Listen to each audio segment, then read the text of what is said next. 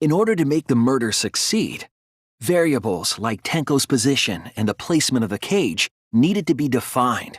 And those variables were defined by using the magic circle. In short, the circle itself was the most important tool in this murder. Knowing that, the person who drew the magic circle has to be the culprit. Wait a minute.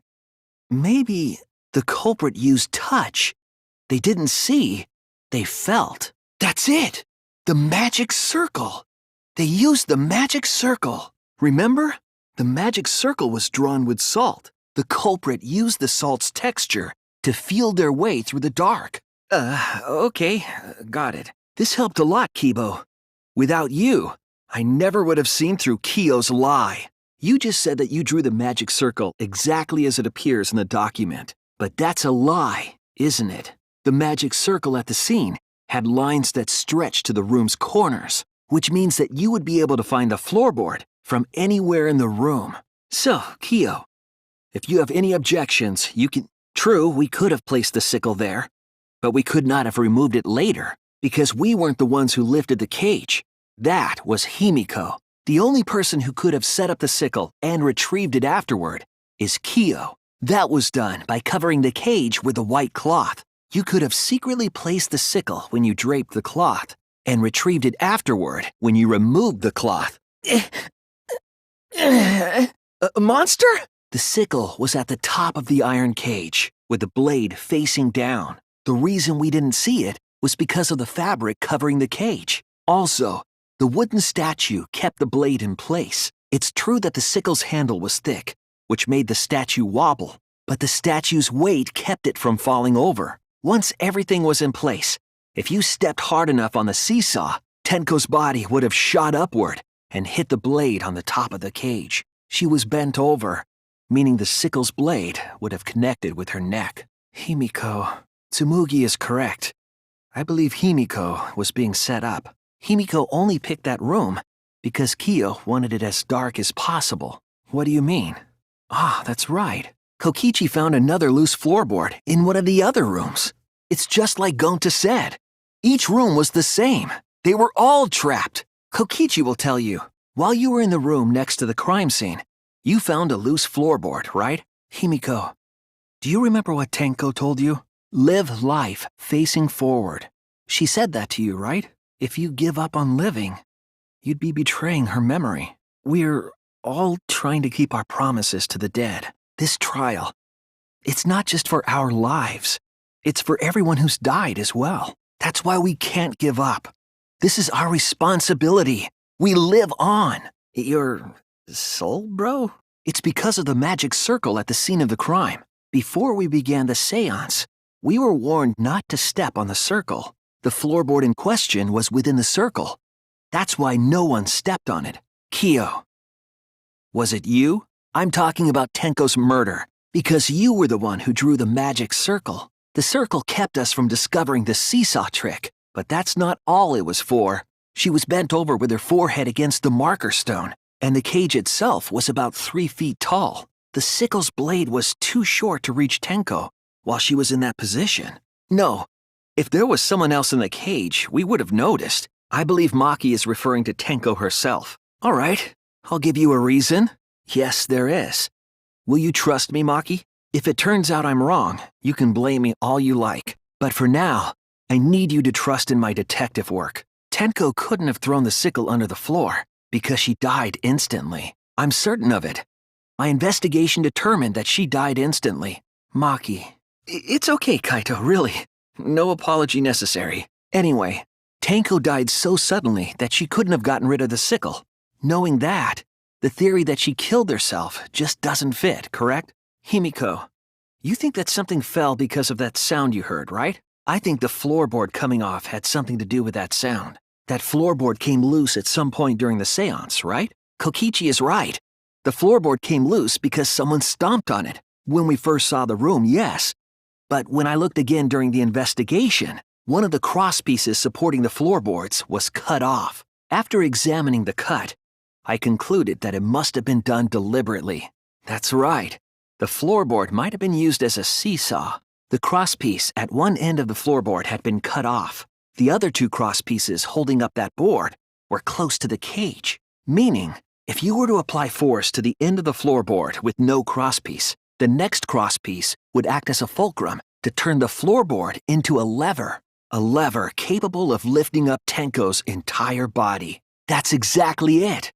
Using the seesaw trick, it was possible to kill Tenko with a sickle. In order for the culprit to kill Tenko with a seesaw trick, the placement of the sickle is the most important factor. But I can't imagine the culprit would have done all this just for a distraction.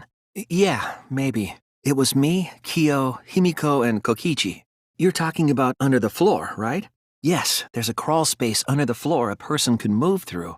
There was also a hole that connected it to the neighboring room. Mew, you gave Kibo his flashlight function, correct? Did you not notice? The drawback of the flashlight function that you added. It's so bright, even Kibo can't see when it's turned on.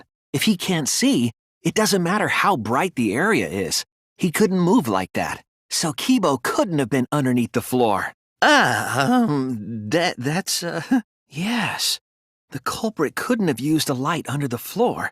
Not even Kibo. We were there after all. We would know. There was a hole near the corner of the room we were in, remember? If someone had a light under the floor, it would have leaked through. That's right. We didn't see anything, so the culprit couldn't have used a light. I don't think the culprit could have used a light while under the floor. There was a hole in the corner of the room. If a light were used, it would have leaked through and we would have seen it. No, it wasn't possible to kill her the moment the cage was lifted, because the inside of the white cloth had Tenko's blood on it. That cloth was removed before the cage was lifted. If Tenko was stabbed then, there wouldn't be blood on the cloth. The only possibility is that Tenko was killed during the seance. What? But the weapon was a sickle. Only the blade could have fit through the gaps. Wait just a minute. Tenko wasn't sitting down inside the cage. Then let me ask you, culprit, how did you lock the room? No, that doesn't make sense. Maybe, but that's not how the culprit locked the room. They used a different method. There were 2 doors to the classroom, and the one locked last was the back door.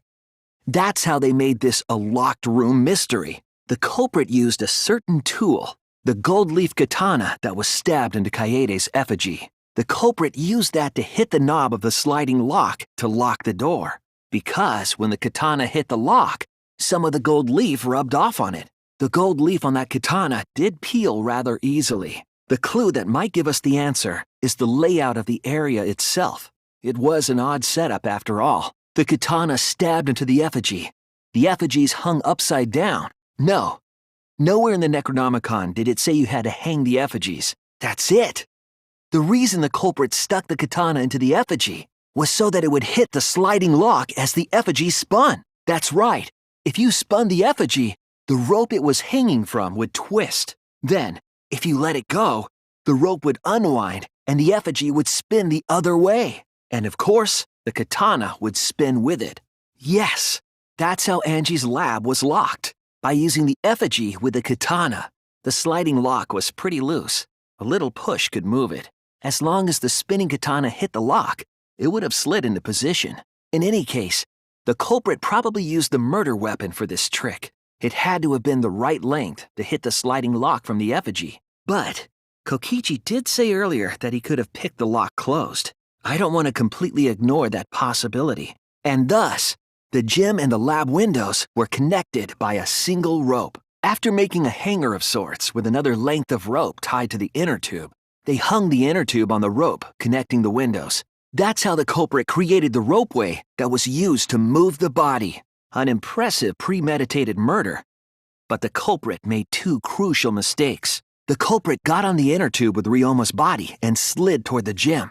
With the height difference between the windows, they would have built up quite some speed. To avoid crashing through the window, the culprit used a brake. They used their own hand to grip the rope and slow down.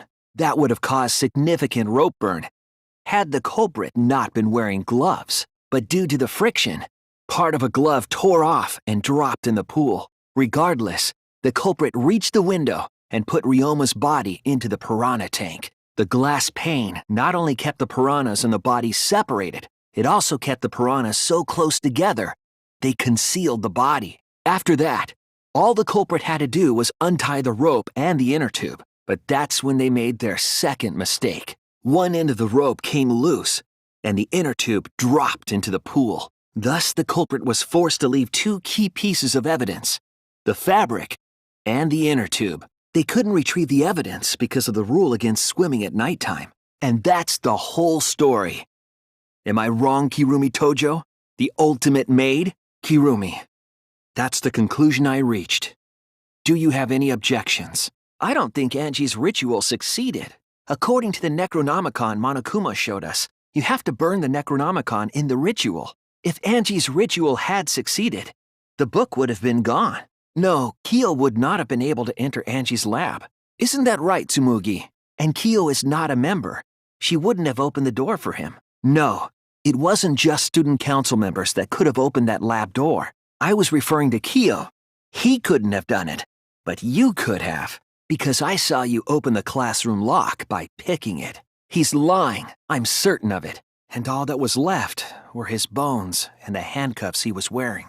That horrifying sight was the finishing touch on the culprit's own twisted magic trick. The culprit obfuscated the time and place of the murder, implicating Himiko in the process.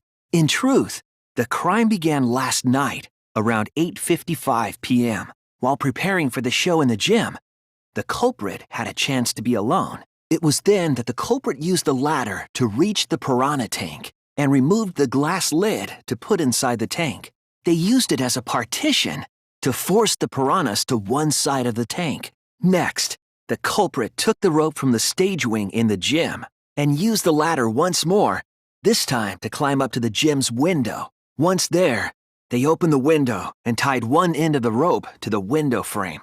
The rope was then thrown out the window toward the pool. These preparations were key for the culprit's elaborate plan. At nighttime, past midnight, the culprit asked Ryoma to meet at his lab. All the pieces were in place. The culprit was ready to murder. First, the culprit knocked Ryoma out, probably striking him from behind. Then, they put the handcuffs from the shower room on Ryoma's wrists and shoved his head into the sink filled with water. From the water and the pain of drowning, Ryoma should have woken up and struggled. The culprit anticipated his resistance, which is why Ryoma was handcuffed. The struggle left scrapes on the cuffs and sink. But in the end, Ryoma succumbed. Ryoma was dead. But the culprit's plan had only just begun. They removed the cable from the tennis net and hung it from the window facing the pool. And then, at the pool, they connected the wire and the rope from the gym window. They returned to the lab after picking up one last thing: the rubber inner tube that was in the pool's tool shed. Once back in the lab, the culprit pulled the cable, bringing up the rope. They pulled until the rope was taut, then tied it to the lab's window frame. If it was indeed Kirumi who moved the body with a makeshift ropeway, then the final clue falls into place: the damning evidence that proves Kirumi is the culprit. I'm doing this because I want to protect everyone. Your words aren't going to convince me now. Not when I know the truth. The piece of black fabric in the pool. That's the final clue that proves you're guilty. It's been bothering me for a while. I couldn't figure out what it was. I thought it was just trash at first, but I couldn't dismiss it entirely. Now that the class trial has come this far, I know for certain it's an important piece of the puzzle because, like the inner tube, it's evidence the culprit couldn't dispose of. Using the ropeway, you could slide the inner tube from the lab to the gym, but how would you control it? If it kept sliding and hit the window, the momentum would have thrown the body off. To prevent that from happening, the culprit needed some way to adjust the speed. For example, the culprit could have used their hands for friction. No, it's not just trash. It's proof that you're the culprit. The piece of fabric came from Kirumi's black glove. If the culprit were slowing their descent by grabbing the rope with their hands, there would have been a lot of friction, easily enough to cause rope burn. But our culprit was smart. They weren't burned because they weren't barehanded. The extra uniforms in our rooms are made of the same material we're wearing now. We can test my theory by comparing the fabric scrap with your glove. I will show you the truth. The victim's body was found this morning during Himiko's underwater escape act. When we saw the piranhas in the tank, We thought that Himiko's escape failed. Of course, it was all part of the act.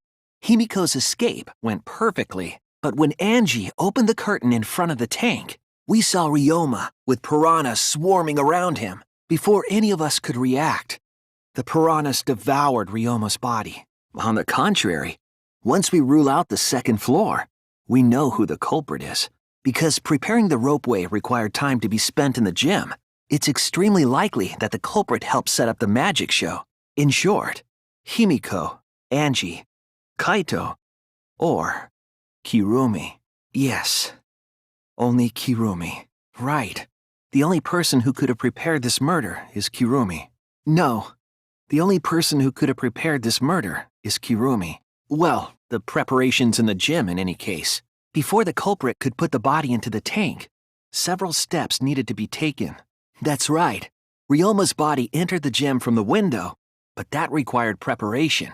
That could only have been done when Kirumi was by herself in the gym before nighttime. Not enough time for the whole murder, but enough time to set it up. Enough time to tie the rope on the window frame and put the pain in the piranha tank.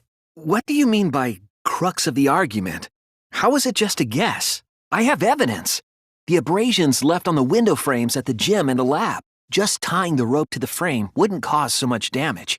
The rope that was tied to the frames must have been weighed down significantly. The frames didn't break, but they were left with distinct marks. I made a promise. As the ultimate detective, I made a promise to seek the truth. I made a promise to Kaede. So I'm not turning back now. No, there is. I have proof that you're the culprit. I realized it when we determined that the ropeway was used to move the body. And because the third floor window is higher up, gravity would have pushed the inner tube along. The inner tube is made of sturdy rubber as well. It could have supported 2 people. The culprit used the ropes and the inner tube to construct a rudimentary ropeway and used it to move themselves and Ryoma's body from the lab to the gym. Once through the gym window, the culprit stood on the inner tube to move the body. Either that, or the culprit placed their foot on the windowsill. That way would be more stable and let them handle the corpse more carefully. Finally, they removed the rope from the window frame and left the scene. I believe that was an accident. Yes. When the culprit was taking down the inner tube, they accidentally dropped it. Even if they wanted to get it, they couldn't, because this took place at nighttime. No, actually, save for that one mistake, this was the perfect crime. Okay. You believe in my detective skills? There's one more thing I still have to confirm. But Kirumi is the prime suspect. The wrong choice? Maybe we can't prove everyone's alibi, but we can still pinpoint the culprit. Last night, Kaito and I heard Maki speaking with Ryoma, but I haven't mentioned what happened after. Kirumi, any thoughts? Yes, we did. But I couldn't fall asleep, so I was awake until morning, which allowed me to hear a certain sound in the night. Last night, I heard the sound of someone leaving their room and exiting the dorm, and after some time, I heard the sound of them returning. Indeed, it doesn't. But I didn't hear the sound of someone going down the stairs, which must mean that whoever left has a room on the first floor. No one on the second floor left the dorm that night. No swimming is allowed at nighttime, so a living person could not have gone in. The sink in Ryoma's lab. There were distinct scratch marks on it, and I believe those scratches were caused by the handcuffs. They were scratched as well, correct? There's also the fact that the handcuffs were from Ryoma's lab. The marks on the sink came from the handcuffs in the same room. The size and shape of the scratches are consistent with the handcuffs. I'm sure. It's actually not far at all. Although perhaps it's more accurate to say there's a shortcut. The shortcut is the window in Ryoma's lab. That's right. None of the windows in this school open, except the one in Ryoma's lab. And on top of that, the window faced the pool. You could see the gym straight across. I've got it! Ryoma's body was moved directly from his lab to the gym. No, I don't believe he was thrown. But perhaps another way. The rope found behind the gym stage could have been used to connect the windows. The tennis net cable from Ryoma's lab could serve as a rope. Kokichi, are you hinting at something? What? Together? Yeah. Yes, that's it. The culprit used something like a ropeway to move the body. It's the inner tube. The rubber inner tube we found floating in the pool. Remember the inner tube we found in the pool with a rope on one side? Maybe the rope was originally tied on both sides. The culprit made a ropeway by hanging the tube from the rope connecting the windows. I had no reason to bring it up. That is true. If I knew for certain, I would have said so sooner. But considering the circumstances, I can't imagine it being anyone but Ryoma. None of us were talking to Maki last night, correct? So it must have been him. Anyway, I know that we heard those voices. Maki is not lying. That's right. You can believe me. You might be able to reach the tank from the window above the stage. It's true that you cannot enter the gym at nighttime. But a corpse could. I am positive that the window was how the culprit moved the body. However, I'm also positive the pane dividing the piranha tank was set up beforehand. The only reason the ladder reached the window was because it was on the stage. If you used the ladder on the pool side, it would not quite make it. The ladder could barely reach the window when it was on the stage, and there is nothing on the pool side of the gym as tall as the stage. Finally, the ladder was found in the gym, correct? If the culprit used the ladder on the pool side, we wouldn't have found it in the gym. I actually don't know that yet. The culprit definitely moved the body through the window, but I don't know how. I know, I have to do something, but yes, that's it. We were so caught up in where the body was found, when we should have been thinking about where the murder occurred. Thank you, Maki. That was a helpful insight. The pool could not have been the scene of the murder. Ryoma was killed at nighttime. Huh? You believe in her? But based on what? I'll believe in Maki as well. That's our Kaito, right? Making us think with our hearts. But there's no proof linking Maki or Kaito to this crime either. I believe in innocent until proven guilty. For now, they are innocent. And by the way, I might be the ultimate detective, but I'm in training. I told you that, didn't I? I'm just an apprentice, not a real detective. That would be Kokichi. So you saw the motive videos.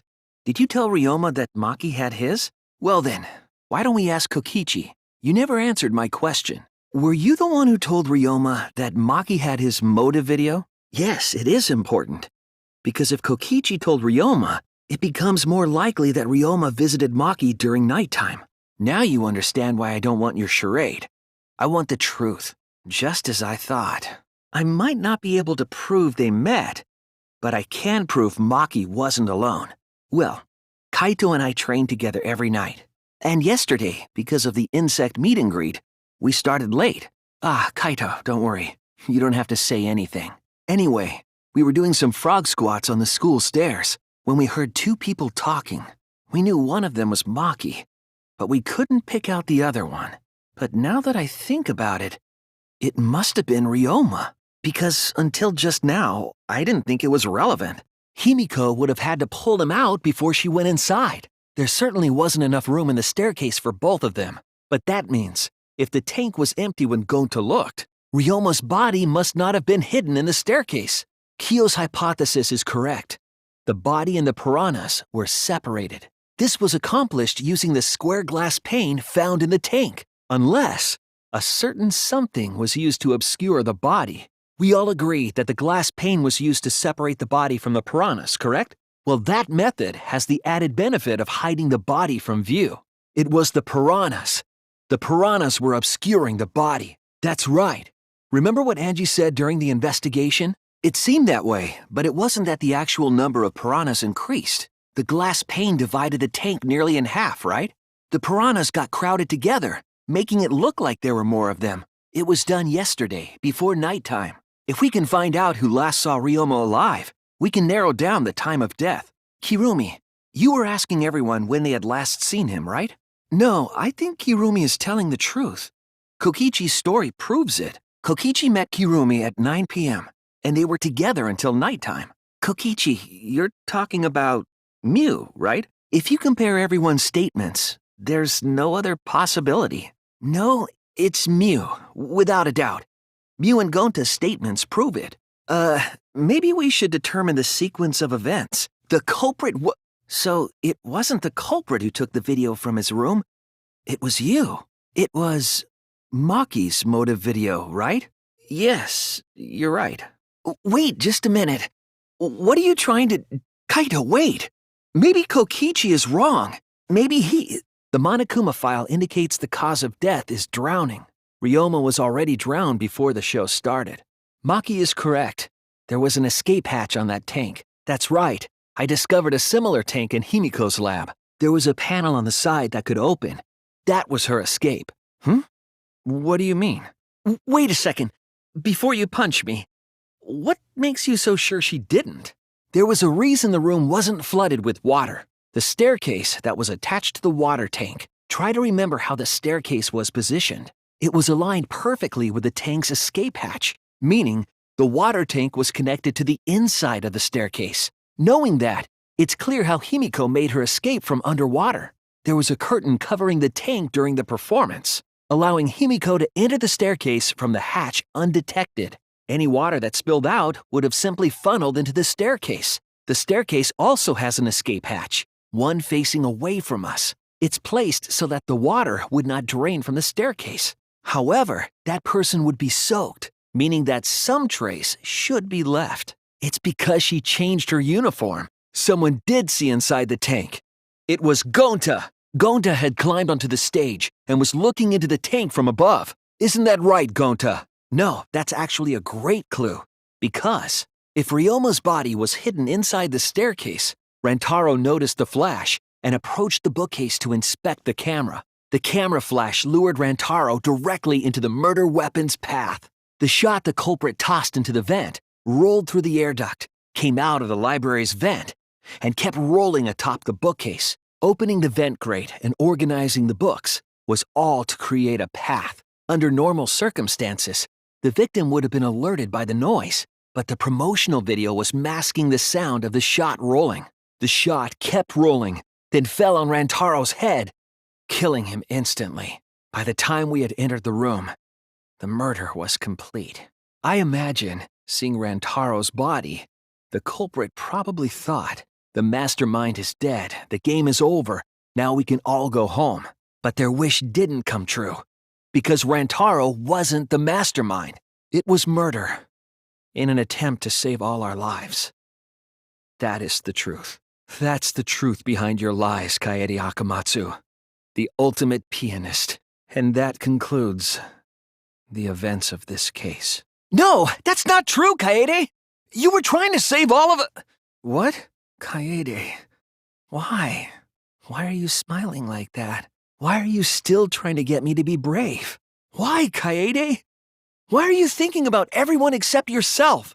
If you had just been less selfless, you wouldn't have had to murder. Why? Why do you do that? Maybe Himiko is right.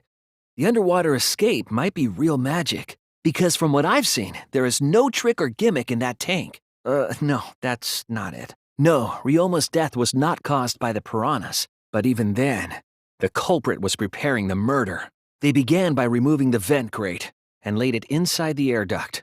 Then, they moved the pile of books on top of the bookcase, pretending to organize them. After that, they placed open encyclopedias on the final bookcase.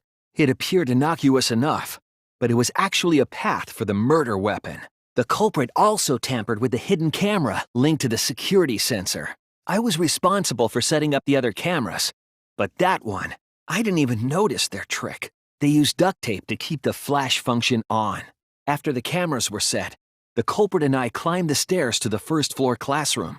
We kept a lookout for the others and waited for the security sensor to go off. During the stakeout, we saw Kaito and 6 others go down to the basement. Rantaro was with them. The first victim. After watching that group enter the game room, I returned to the classroom. With about 1 hour remaining, the security receiver I was holding went off. I assumed it was the mastermind, so I ran out of the classroom to the library. I was in such a hurry, I left the culprit behind. Looking back on it now, that was the last chance I had to stop the murder. After I had left, the culprit took the shot put ball out of their backpack and rolled it into the classroom vent. This set the murder in motion. Rantaro had moved the bookcase, triggering the receiver. Unbeknownst to him, the trap had been sprung. First, the modified camera took a picture of Rantaro with the flash on. Isn't that right, Kaede? But it's all my fault. Kaede trusted my detective skills. I told her the mastermind might be there, and that's why she set that trap. It's all my fault. She trusted my detective work, and I screwed it up. Kaede, what? I understand. I'll end all of this. I'll reveal everything.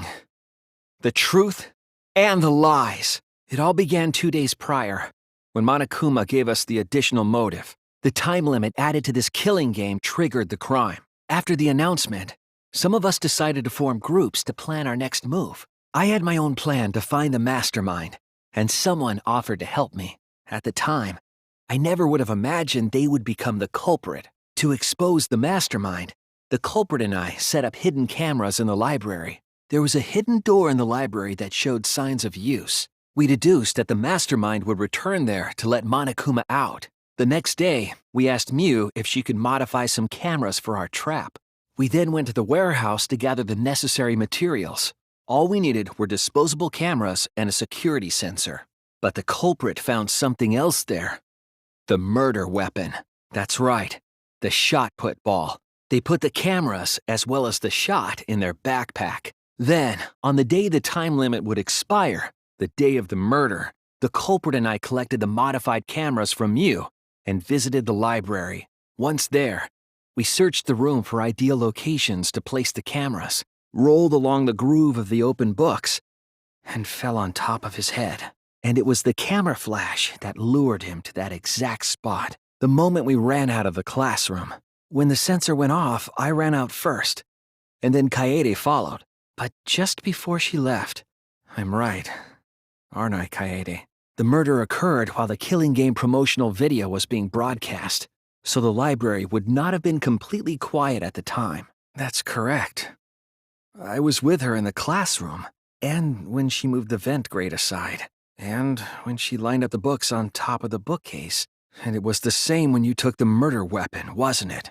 You took the shot put ball when you got the cameras for Mew, right, Kaede?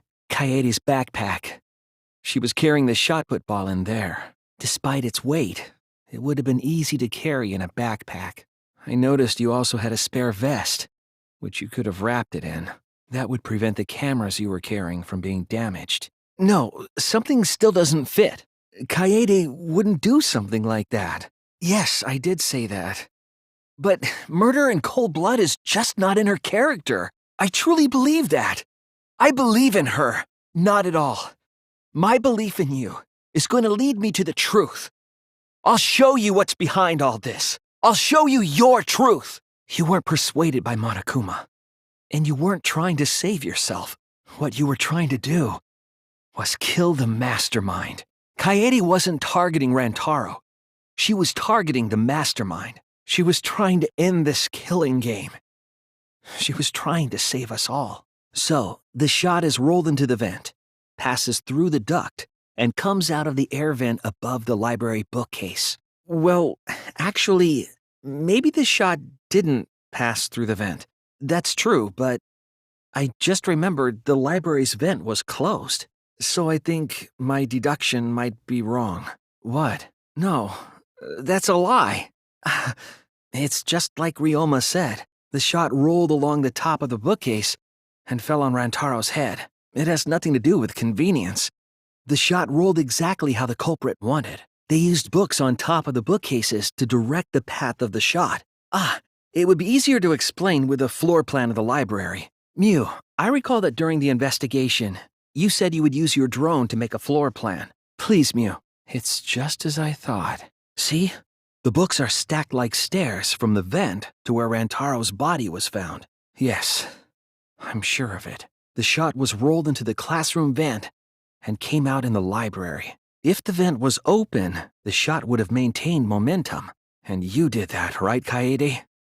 You made sure the vent was open. When the shot came through, the stacked books made it change direction. It then rolled down the path made by the books. The books were stacked in rows so that the shot wouldn't fall off. At the same time, the books blocked the shot from view. Then, when the ball was directly above Rantaro, it changed direction. This is the picture taken when I removed the front camera. And this is the picture from when I removed the rear camera. And this is the picture of Rantaro. Because only the camera aimed at the hidden door had the flash turned on. It's no mistake. There was an objective here. That camera was placed for another reason. Kaede, I know what you want me to do. That's so cruel. It's cruel, but I understand. I'll do it.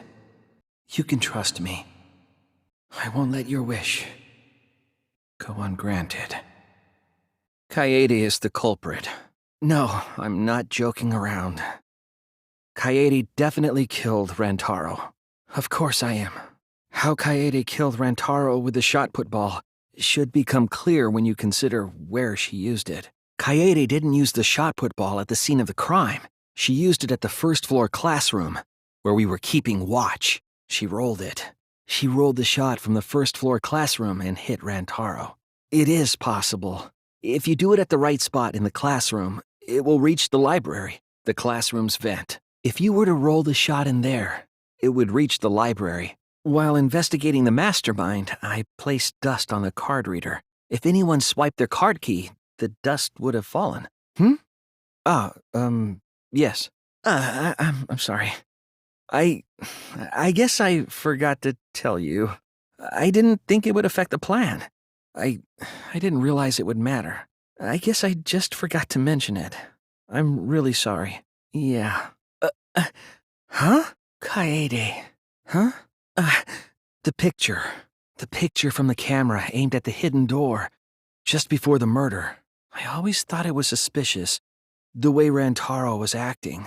If you look at the picture, it looks like Rantaro is trying to remove the camera, but that must mean he noticed the camera we set up. I believe it was when the camera took its first picture. This picture was taken when Rantaro moved the bookcase. At that moment, something made him notice the camera, so he tried to remove it, and that's when the bookcase closed. The sensor was triggered, and that's when this picture was taken. I've been contemplating what it could be. Why did he notice the camera? And the answer is in this picture. Yes, the flash went off when the hidden door camera took a picture. Rantaro noticed the camera's flash. Well, if you compare it to the other pictures that we have, remember the pictures that were taken when I took down the cameras? But we survived. And that's the truth. Aren't we proof of that? In this fictional world, we overcame all these fictional struggles, but those things changed us. And we were able to change the world. So it doesn't really matter where the truth ends and where the lies begin. If lies can change the world just as well as the truth can, then lies are just another way of telling the truth. Some lies can lead the world to hope. Some truths can lead the world to despair. So I don't think anyone can really say which is more right in the end. We stand with one foot in fiction and one foot in reality. Yeah. Let's go. We'll see what this world gained and what it lost. And all the rest. Let's find out together. Then we could start by determining the sequence of events. Let's take a closer look at the circumstances of Rantaro's death. But none of the pictures show Rantaro holding the card key. So I don't really think he had the key at all. Kaede. It's all right, Kaede. We just need to listen to everyone's statements. You can do this, right? You just have to tell everyone why you couldn't have done it. The sliding door across from the rear entrance, correct? And there was no indication of the door being forced. There was dust on the track. Actually, the camera wouldn't be triggered just by opening the door. The moving bookcase. When Rantaro was killed, it should have been open. I think it was from the warehouse. I saw track and field equipment there. Huh? It's nothing. I don't think the hidden door was ever used. Heroes? What? Kokichi's? Yes. The fate of humanity? What's the point? Even if this ridiculous mission is a success and we all survive, what's the point? Why try so hard to save the seeds of humanity? I don't understand. Huh? Yeah. What are you guys talking about? I don't know if I can stand it. I'd have to leave everyone behind. Huh? I'm everyone's... Damn it! Everyone run! A class trial. We're all gonna do a class trial one last time. What? This little thing? What? You mean Like a security camera? Are you okay? Himiko, careful. Yeah, why are we alive? I wonder. But not Maki. She did everything she could to get you back. It's because she believes in you, Kaito. She knows that you would never give up, no matter how bad things got. Yeah, that's right, Kaito. Got it. By the way, are you feeling okay? Apart from the injury, obviously. Okay, sure. And hey, Kaito, about what happened with Gonta. What? Yeah. Yes, I understand. You're right. See you tomorrow, Kaito. What? What is this? What's going on? A black bag? Huh? The meteorites, right? You can skip that part. Hey, what's going on? Gopher Project? That's the Remnants of Despair's doing. Gopher Project participants are classified. Yeah, I get that a lot. Just a case of mistaken identity, I'm afraid. They're all students from Hope's Peak Academy, aren't they? I'm just a normal high school student. I don't have any special talent. Don't worry about that. Hey, listen, should you really be outside right now? The meteor... No, I've heard the Gopher Project doesn't exist to save us. Have you heard the rumor? All the participants died in an accident. How would you know that? The Gopher Project wasn't created to save us. Never mind. Hey, less talking, more working. What about your sit-ups? Kaito? Hey! No fair, Kaito! Didn't you just say we didn't have to decide that? Kaito, you're kind of bad at this. Well, I have been meaning to ask. When we first met, you said you were the ultimate child caregiver. Why was that? Really? Sorry. What is it? Yeah, let's do that. Kokichi! Kaito! What? Please what? Are you sure about that? I don't know if the sensor will work. Okay, let's do it. But get out of there if it's dangerous, okay? Kokichi! Kill everyone! Kaito! A virus carried by meteorites that spread across the globe, Hope's Peak Academy, along with the rest of the planet, was in danger of extinction, even though we had come so far and triumphed over so much despair. That's right! The cult organization out to destroy the Gopher Project. If Kokichi is the leader, that means he controls the remnants of despair. Out of all of us, he is the closest to the ultimate despair. Kaito! Is he close by? Yeah, that's true. What am I doing here? Saving you, of course. No, I'm just scouting the place. Tomorrow morning, we're all coming to rescue you. It was Maki's idea. Honestly, I had given up. We had all given up.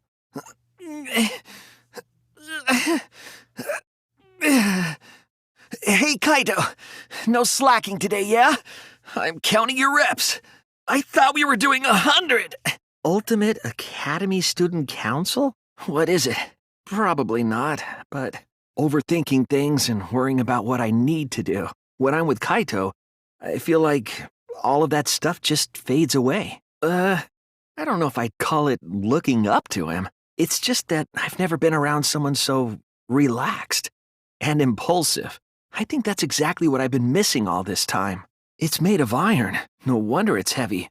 Even with 4 people, it's still really heavy. Young guard dog and little lost girl, sealed within an iron cage at mountain's bottom, within the darkness. At last, at long last. How many will there be by dawn? Will there be 2 or just 1? Will the guard dog run far away? Or did it eat the little girl? At last, at long last. Kaito, calm down! Yeah, but she looks so peaceful sleeping like that. Huh? Sure. Wow, you're good at this, aren't you? What? 1, 2, 3. Maki, you're way too fast. I won't be afraid anymore. I will face the truth for everyone. I won't give up. For your sake, Kaede. I promise. From the bottom of my heart. I promise you, Kaede. Good morning. No, I just felt like it was getting in the way is all. I don't want to live. I want to die with everyone else. Kaito? Why do I have to do this? I never do push-ups. My arms are giving out. Huh? What's going on? I don't know what he's up to, but it's probably better not to be here. Huh? Gonta? Huh? What? Hell? What happened, Kokichi? You said you'd be back by nighttime. Is this your doing, Kokichi? Did you have Gonta kidnap us? Could this be? You can just barely reach the window with this. And if you open the curtain, oh, the window is open. I can't see much. But I think it's the pool. Oh, wait. What is this? Nothing. It just looks like marks on the window frame. Just as I suspected. The window you can see from the pool is the window to Ryoma's lab. Ah! What was that for? Okay, that's how you got your ultimate title? That's way more impressive than me. What is this? We're trapped? It swings open. Look, there's a door behind it. Kaede, I'm begging you too. We could really use your help, Mew. Please? Look, you can see the staircase, right? Do you want to switch? Sorry. Did you break something, Kaede? So how's it look? Could a person fit in there? Well, we'll be able to see the entrance to the vent in the classroom. So that should be okay, right? The look on his face when we caught him. I can still see it even now. He stared at me. Like he hated me more than anything else in the world. Later, I heard that he murdered the victim to get revenge for his family. The victim was abusive. They drove the culprit's relative to suicide. People told me the culprit was right to do what he did. The victim deserved it, but I led the police right to him. Of course he hated me. Kaede? Okay, I'll try. I don't know if I can, but I'll try. When did you have time to make this? What? Kaede. Yeah, I'll help. I can... Yeah, I'll try. I don't know if I can do it, but... No, I'll do it. I have to believe in myself. I still think Kaito is the culprit. Thinking of it that way makes all the pieces fit. No matter how cruel that truth may be, we need to face it. To survive, he needed leverage. He gave Kaito the antidote in exchange for his cooperation, but they weren't. That implies that they weren't watching us. They were watching him. In my opinion, as long as it is possible that Gonta is the culprit, we have to discuss it. Korekio Shinguchi, the ultimate anthropologist. You're the culprit behind these murders. Not necessarily. If we heard a noise at the chapel from inside the mansion, then the loop, that was intentional. The body is mostly hidden by the press, making the swap easier. Use the salon phone to log out. Objects are unbreakable. Your avatars use all 5 senses. But we had no idea this error even happened. And so we all logged in one by one. It's just that something doesn't add up. I have this feeling something's off. What? Huh? Was to kill Kokichi in the virtual world, but make it look like he had died in the real world. In complete darkness, we each stood in one corner and sang the Caged Child song. To cut the cross pieces, they needed a saw. I imagine they got one from the warehouse, but Kokichi wouldn't do it himself. He used a patsy to be the culprit in this case. No, it happened a little differently. Both Kaito and Kokichi shot the crossbow, but we know that Kokichi was trying to mislead Monokuma. So what about the video? To put it simply, both people operated the press and camera at different times. Then, while everyone was distracted, you discreetly dropped the sickle under the floor. In the virtual world, if your avatar takes fatal damage, your real body dies of shock. Knowing that, I believe Maki is correct. Mew was strangled to death. Exactly. To put it another way, the river isn't cut off at the wall near the chapel. This is the truth you've forgotten, Gonta Gokuhara, the ultimate entomologist. An impossible trick. Unless the victim and culprit agreed to cooperate beforehand. Yes, exactly. The edges of the virtual world are linked together in a continuous loop. Even if we can't positively identify the body, we would still believe Kaito was the victim. The culprit took the floorboard they loosened and struck the unsuspecting Angie in the head. But her explanation was intentionally false. She wanted us to misunderstand the world. After she was struck in the empty room, she was carried to the art research lab and then killed. The wall extends parallel to the y-axis, but we found 2 such walls in the virtual world. Actually, there wasn't a wall on the y-axis at all, and the x-axis was set to loop. Fortunately for her, she had an electro hammer to get around the barrier, in a way. Ruling those out, the only other explanation is that the sound was Mew colliding with a wall. If Mew touched him, he'd freeze in place. Kokichi wasn't capable of strangling her. A difficult trick, but remember that the lock was so loose it moved at the slightest touch. Monokuma hasn't said a word about that. It's possible that Kokichi is just lying to us. I don't think that video showed the murder at all. All we saw was a living body. It went through the wall that only objects can pass through before crashing into the chapel. I have evidence that points to Kokichi being the victim. I found this in the hangar. Tenko, at the culprit's request, bowed her head until it was touching the stone. Because of this, a connection error occurred between the culprit's brain and their avatar. Because I can't believe that someone so kind could commit murder. At that point, the culprit had not finished the setup and was just cutting cross pieces. Yes, the reason Mew modified the simulator and brought us to the virtual world. With a body on top of it, the lattice became a makeshift sled and flew off the roof. The bloodstain found under the floor. Maki and I found it during the investigation. She was making him look the most suspicious. But her plan didn't go smoothly. After the body was swapped, the press and the camera were started simultaneously. So Maki, please tell us the truth. The truth that only you know. If you show the moment of Kaito's death, of course it would lead us to believe he died. Yes. The exosouls weren't protecting Monokuma.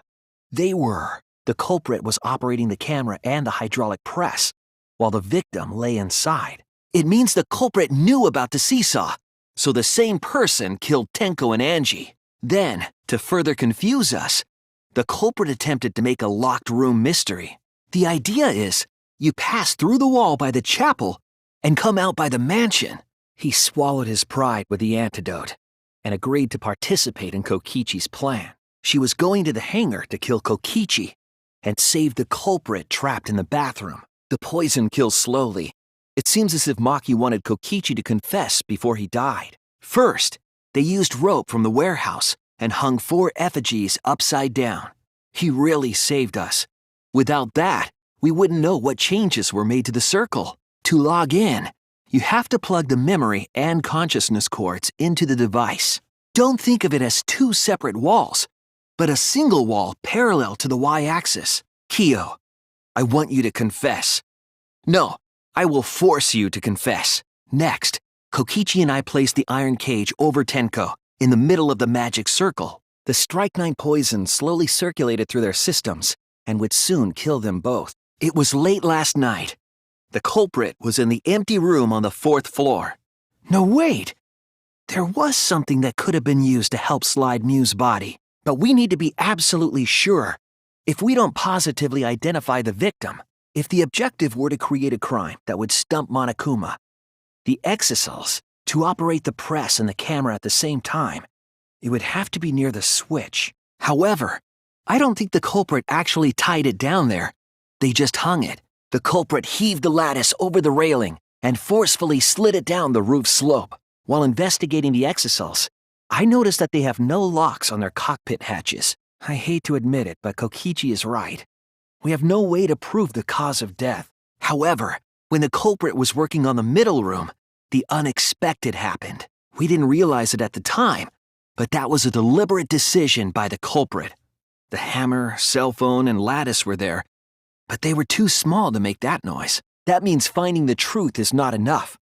We need to grasp the hope just beyond it. The only two people involved in the swap were the victim and the culprit.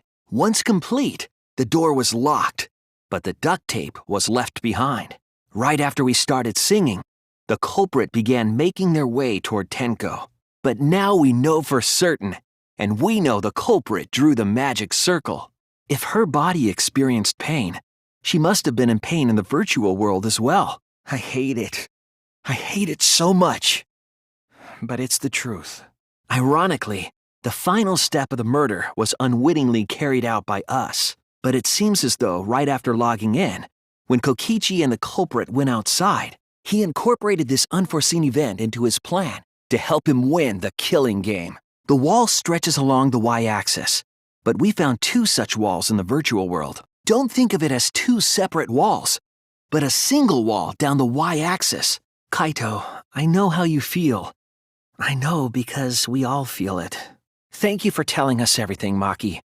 Thanks to you, I finally understand. Maybe Kaito didn't die by poison. It could be something else entirely. I don't think Himiko used the crossbow.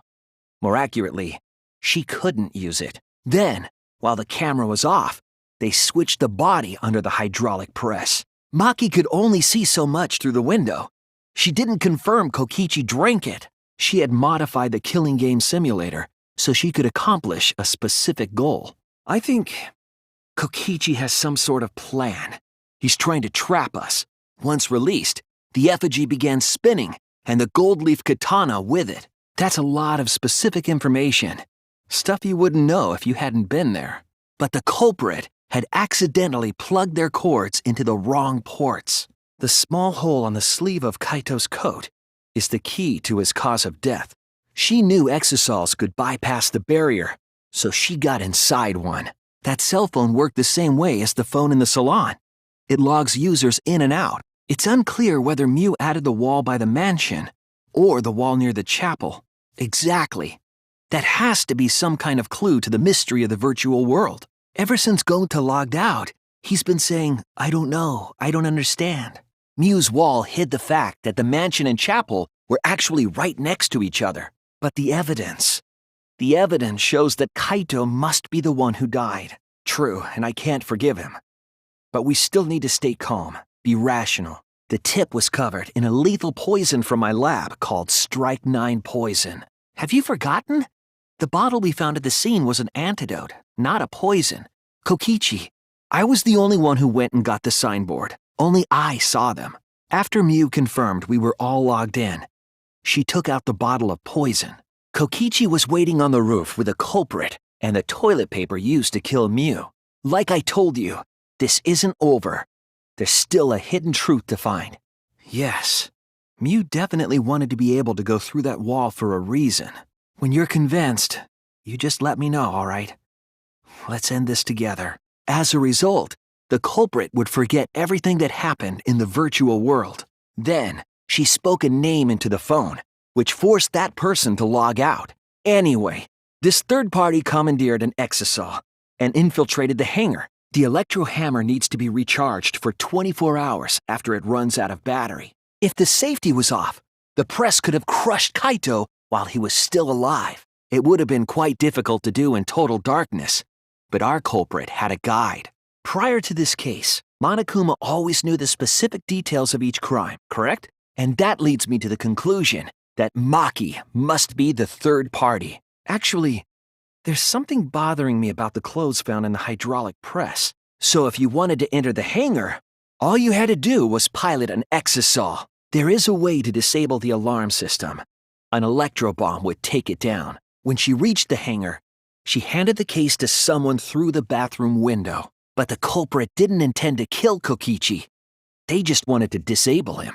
Tenko volunteered to be the medium, but she never imagined it would get her killed. Wait, there's no point in arguing about that now. The truth will come out eventually. It's all part of one big loop. The upstream part of the river is connected to it. The walls by the chapel and the mansion aren't separate. They're the same wall. Mew's avatar was strangled to death, and the shock killed Mew in the real world. It's too soon to decide anything for certain. We don't even know if Kaito was the victim. That's it! The exosol! The exisal could be used to enter the hangar. Knowing that, the electro hammer I found could only have belonged to Maki. The culprit stopped the video camera at the same time as the hydraulic press. You saw him drink it right in front of you, but you couldn't confirm he actually did it. To keep Maki from becoming the blackened, the culprit used their body to shield Kokichi. But our culprit had another plan: to commit a murder in the darkness. If a murder occurred when it was impossible to cross the river, she wouldn't be implicated. This was only possible because objects in the virtual world are unbreakable. After Angie was knocked unconscious in the empty room, she was killed in her lab. As the ultimate assassin, you would be able to jump into that exisal, correct? That hammer was used last afternoon, so it couldn't have been used this morning. No, I didn't say that. I was just saying it's dangerous to trust Kokichi. Could it be that the additional arrows were brought in by a third party? If you don't tell us the truth right now, you'll be an accomplice to Kokichi's lies. To get the trick we just described to work, the camera had to be set up precisely. Locked in the bathroom, the culprit had asked Himiko to bring them a certain weapon. Kyo's earlier confession is further evidence that the floorboard was used. There was only a wall on the x-axis, and the y-axis was set to loop. Even if someone came up, I don't believe she would change the target of her plan. Kokichi was operating the hydraulic press and camera. At first, the arrow hit Kokichi right in the back. And it was no normal arrow. Kokichi was tight-lipped about the motive, so I don't know why the culprit agreed. Once the culprit was safely on the ground, they pulled at the toilet paper to retrieve it. My detective work has led me to the conclusion that Kaito is the culprit. Kaito had no choice. He had to cooperate after Kokichi saved his life. Thinking fast, Kokichi closed the shutter so that Maki could not re-enter the hangar. That evidence was the magic circle that the culprit used to navigate in the dark. They would have returned it to the bathroom, but they ran into us as we were leaving the mansion. Then the person who turned the camera and the press back on was the original victim. Maybe. Unless you were hiding your true potential, in which case, Kibo is onto something. Isn't it weird that the hydraulic press stopped for a second while Kokichi was checking up on them? The culprit ambushed him with a crossbow. That was Kokichi's true objective. It's why he claimed to be the mastermind. So we all plugged those cords into our helmets and entered the virtual world. Remember that when we found Kokichi's clothes, there were holes in the back and sleeve. Discovering the crushed body would have been enough. No need to show us the film. After enough turns, the culprit let go and headed for the rear door. If Miu did lock it, she would have done it when she called Kokichi to the roof. I believe it's possible that Gonta doesn't remember what happened in the virtual world. Gonta, I'm going to look back at the whole case one more time, okay? But she also showed signs of blunt force trauma, and I think I know why. That's right. Kyo originally planned to kill someone with the seesaw trick. It means that Miu couldn't have been killed with poison. That's what I'm trying to say. You think so? Maybe Kaito's charisma is starting to rub off on me. But Maki leaped out of the cockpit and shot Kokichi with her crossbow. This would divert suspicion away from the culprit and whoever picked a room. They didn't notice the duct tape had peeled off and was under Angie's body. We might never have solved this case because the culprit doesn't remember. You said that you went to the hangar empty-handed, but that's a lie, isn't it? No, I think it is. You would need to be quick, agile, athletic, and stealthy. But Maki, you don't know for certain that Kokichi drank the antidote. That position was instrumental in making sure the murder went as planned. But after the culprit was given the antidote, Kokichi immediately snatched it. There's also the bloodstain under the floor to consider. For that to be there, and while we were all focused on the body, the culprit picked up the sickle. Actually, if we know that the world is a loop, we can explain that as well. She knew that Kokichi would come up later. Locking the door would be suspicious. Kaito, Kokichi, Gonta, Tsumugi, and I investigated the mansion. The only way to stop the hydraulic press is the force stop button. To mislead us. She was planning a crime after all. They were trying to make sure that Monokuma wouldn't go near the crime scene. Around that time, the culprit and Kokichi began their confrontation. Maki remembered that there was an antidote in my lab and immediately ran off to get it. There was evidence left at the scene. The bloody tape under Angie's body. I believe that while Kyo was setting up the seesaw, he was holding the board.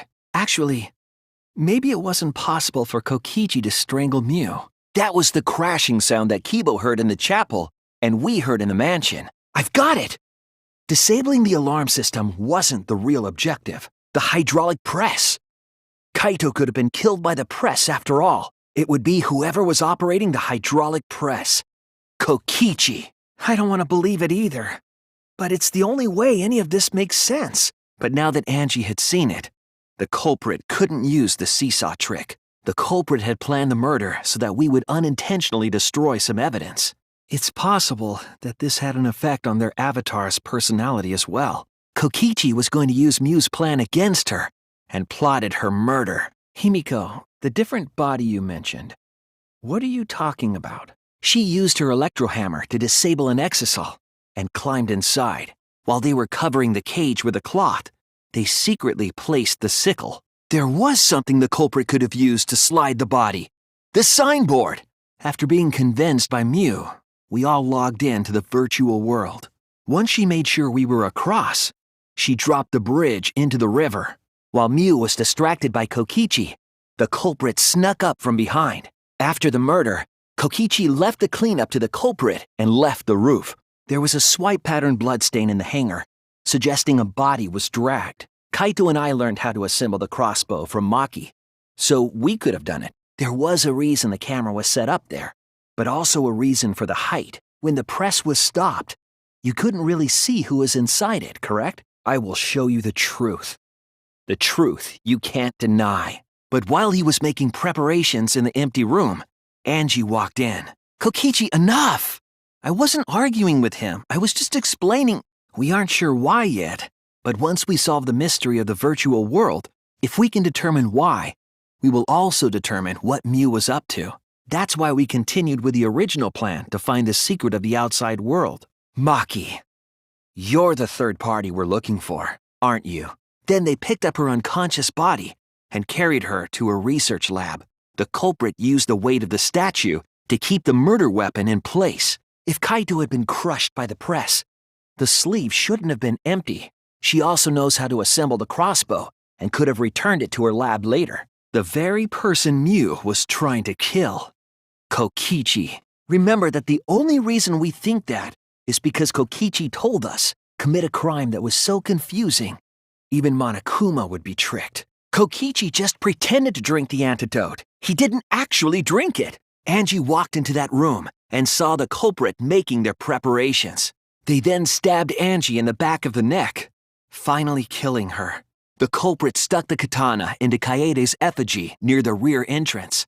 However, the culprit didn't know that Kibo had taken a picture. In that case, it's fair to say that the cause of death was actually the simulator. At the time, we thought nothing of it. It was just another one of Mew's pranks. Bloodstains were also found inside the bathroom. That can't be coincidence. That can't be true. I'm the only person Monokuma told about those locks. Because Kaito knows how to assemble the crossbow, he certainly could have used it. However, I don't think Kokichi would be able to sway Kaito easily. However, the hangar had an electric barrier preventing her from entering. While she was unconscious, the culprit hurried to tie up this loose end, glided through the wall only objects could pass through, and hit the chapel. Maybe it wasn't possible to get in, but you could have shot through the window. No, actually.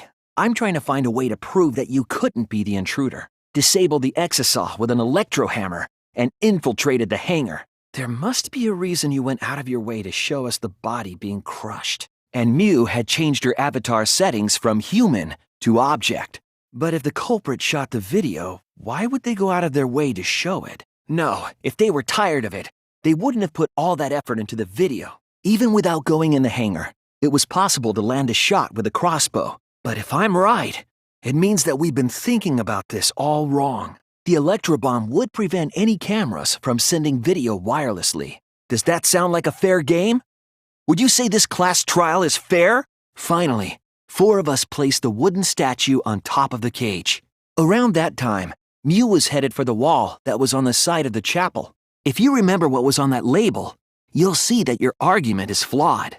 and used the toilet paper from the mansion's bathroom to strangle Mew. Kaito said he only needed one arrow. Clearly, he didn't want to fight. I thought you were hiding something from me, Maki. I was confirming my suspicion. So, the person inside that exisal isn't Kokichi. When she had had enough, Maki tried to finish him off with another poisoned arrow. To use the floorboard as a seesaw, they had to cut the crosspiece supporting it. Carrying the supplies they needed, the culprit returned to the ultimate art lab. She used a secret method to move from the chapel to the mansion for the murder. I won't let you, Kokichi. If anyone is going to get him to confess, if you stop something else at the same time you stop the hydraulic press, that doesn't make sense. Not even Kokichi would do something that stupid. Then the culprit who started the hydraulic press again and crushed Kokichi, Tenko, was stabbed in the back of the neck by the sickle on the top of the cage. We do know that that wall was set so that only objects could pass through it. She passed through the wall and headed for the mansion to kill Kokichi. The fact that these were flushed down the toilet implies that they are evidence of a crime. It would have taken down the hangar's alarm system and the Exisal's remote control. Knowing that, I can't imagine that anyone else would have asked Himiko. I don't want to believe it. In a way, I still can't. If they were protecting him like bodyguards, they wouldn't have been facing him. Kokichi said that he filmed that video to prove he was not the victim. It's no delusion. Angie's 2 external wounds tell the story. She also changed her avatar settings from human to object. But if that wall happened to be the one that Mew set to allow objects through, at the chapel, Mew told Maki that she was going to look around outside. This was to trick us into thinking that the river separated the mansion and chapel. The Strike 9 poison, correct? But why pick that particular poison? She needed some fire for the ritual and had gone to the room for a candle. The handle of the katana then hit the sliding lock, locking the door. Then, this morning, we opened up the room and discovered Angie's body, then lifted up their foot and stomped down hard on the floorboard. We followed the culprit's directions and removed the equipment used for the seance.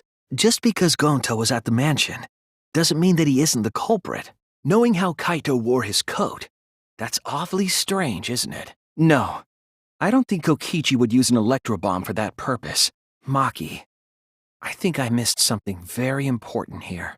The apparent victim we saw in the video was Kaito, which means we all saw Mew drop the sign and watch the river carry it downstream. Yes, but first we need to be clear where the loop starts. All the culprit needed was a way to get from the roof to outside the mansion. We have a choice to make.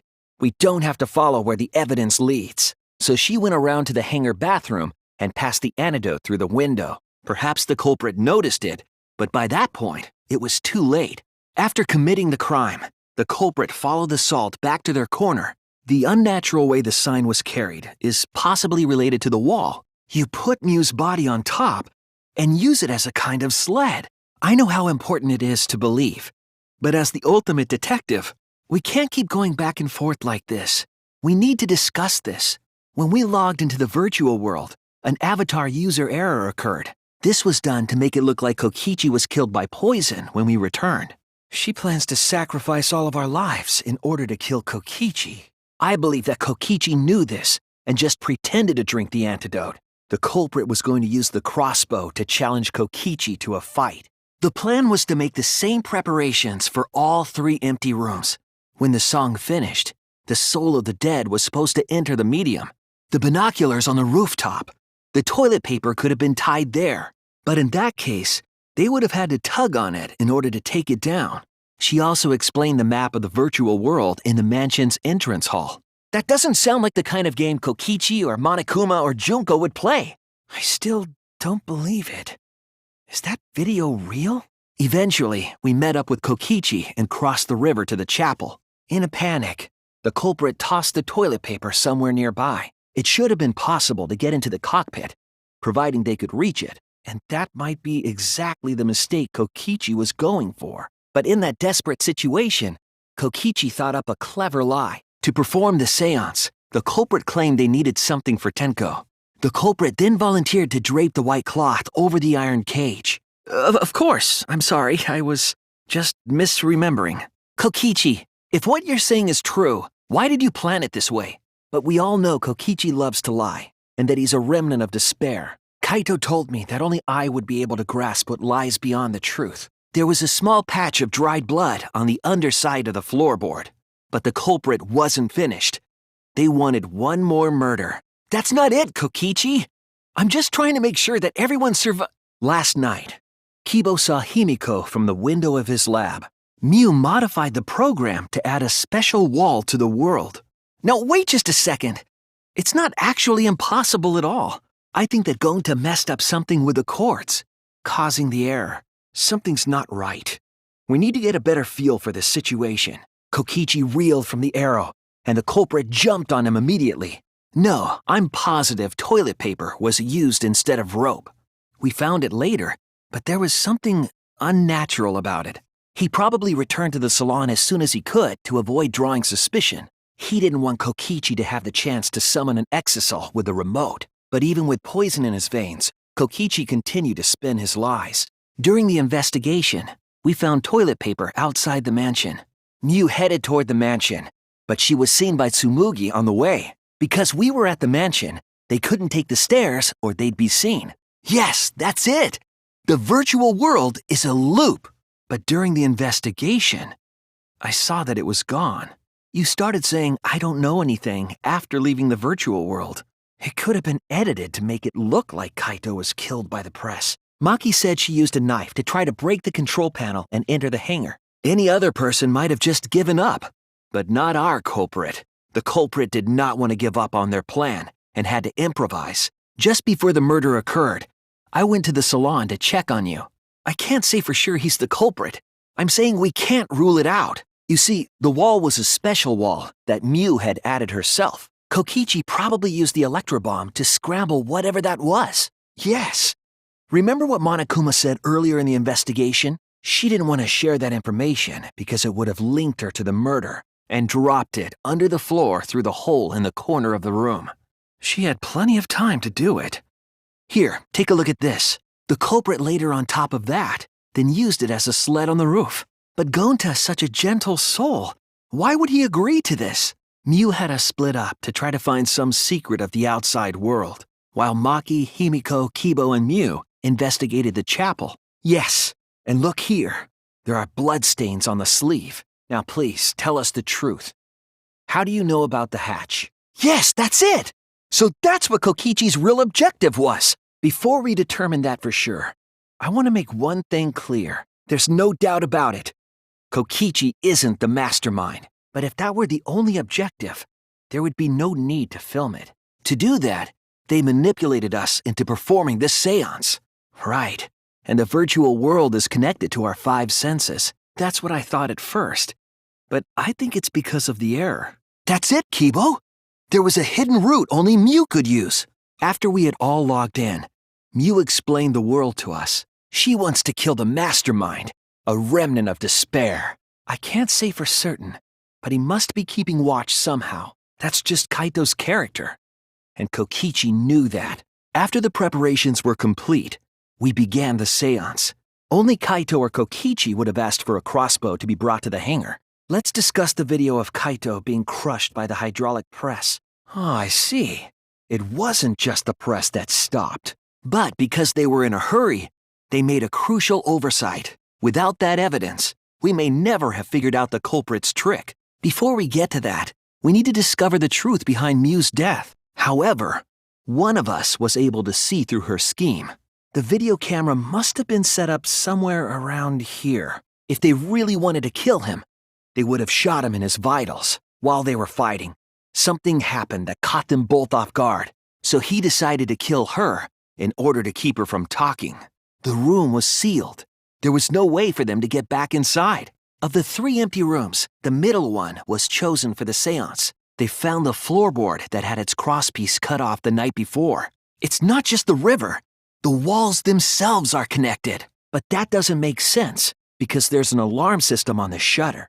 She was carrying a black case and heading to the exisal hangar. When Maki returned with the antidote, she couldn't get back inside the hangar. Mew wasn't killed by poison, and the warning on the label proves it. No, there was something that the toilet paper could have been tied to. As the final step, the culprit had to then get off the roof. That leads me to believe there's something he's not telling us about that video. You know about the locks because you've been inside one of the cockpits. Kokichi was definitely not expecting an exosaw to interrupt them. It was wrapped around her head to stop the bleeding while she was being carried.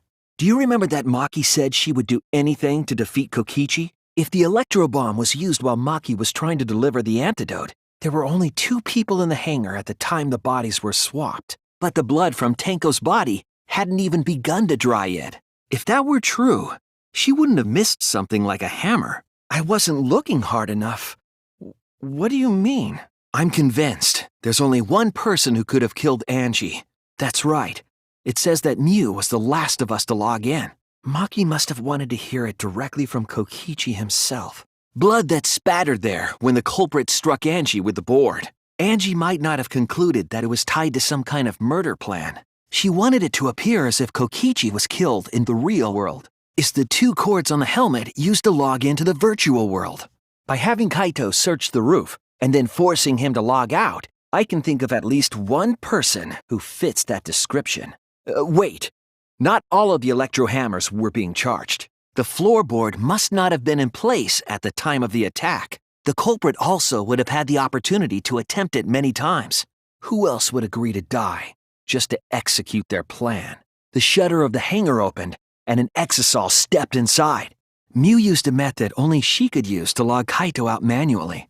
The sign should have traveled downriver toward the chapel, correct? But that was just his right arm.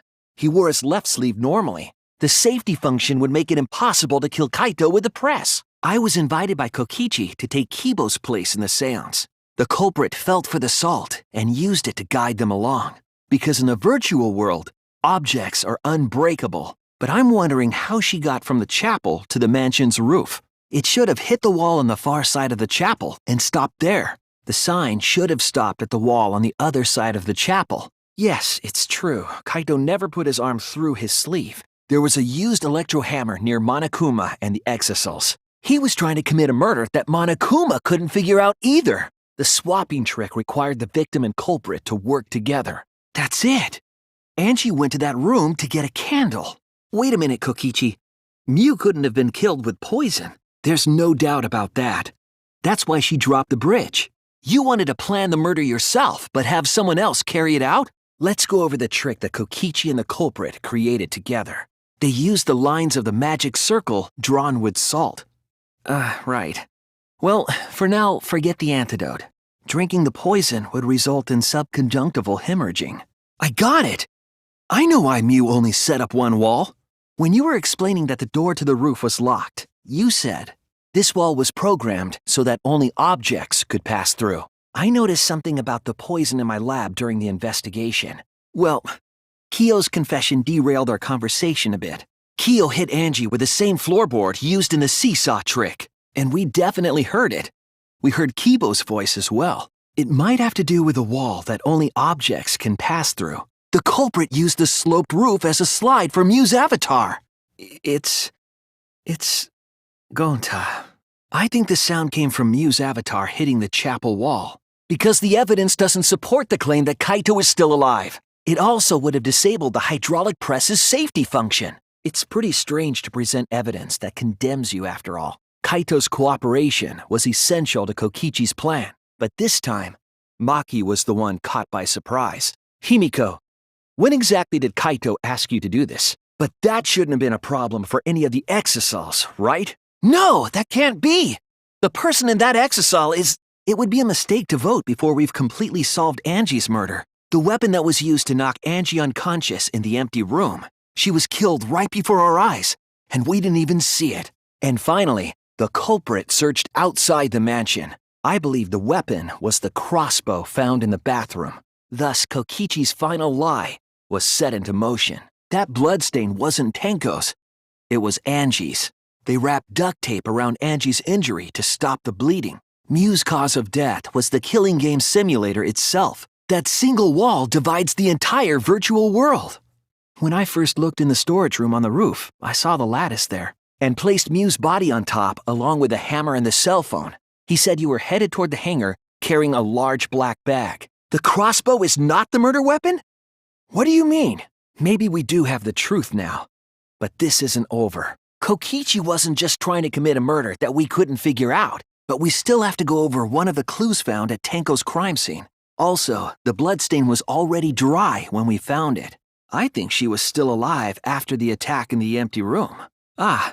Well, what we know so far is that I did notice the lattice in the storage room when I first looked. No, Kokichi might not be controlling Monokuma at all. I imagine this was all part of Kokichi's plan to confuse us. That's where my detective work leads us. It all fits. There were actually 2 there, but I only brought 1. If we're going to survive, I have to find the truth. Now hold on. Jumping to conclusions here is dangerous. Mew must have gone to the mansion. We have a witness. Wait, Himiko. What do you mean 1 arrow? The Electrobomb wouldn't have just taken down the alarm system. Monokuma? Do you not know who the culprit is either? That's why Tsumugi and I were able to hear the crash from the mansion. She chased after our group while we were heading toward the mansion. No, we do. I have a plausible theory for the murder. The bloodstain goes from the bathroom all the way to the press, but I don't believe someone without the proper training could have assembled it. No, I won't. Because you're not Kaito. We mentioned it before, but Mew dropped the sign in the river. It appeared as though the sign was carried against the river's current, so they used the toilet paper again to escape from the rooftop. Why was only the sleeve sticking out of the hydraulic press? We couldn't get in because of the alarm system and the electric barrier. They were planning to cut the crosspieces in all 3 rooms. I'm guessing that the toilet paper was used to strangle her. Then the secret of the outside world is the motive, right? The culprit comes in, confesses to the crime, and the trial ends? When I saw them last afternoon, there were 4 exisals. Because when Kibo and I first investigated that hydraulic press, that would indicate that Kokichi suffered an external injury, correct? Wait, not all of the electro hammers were being charged. It wouldn't matter where the arrow hit, if it were poisoned. After Maki left, he gave the antidote to Kaito. But that's not the only evidence that she was hit with that floorboard.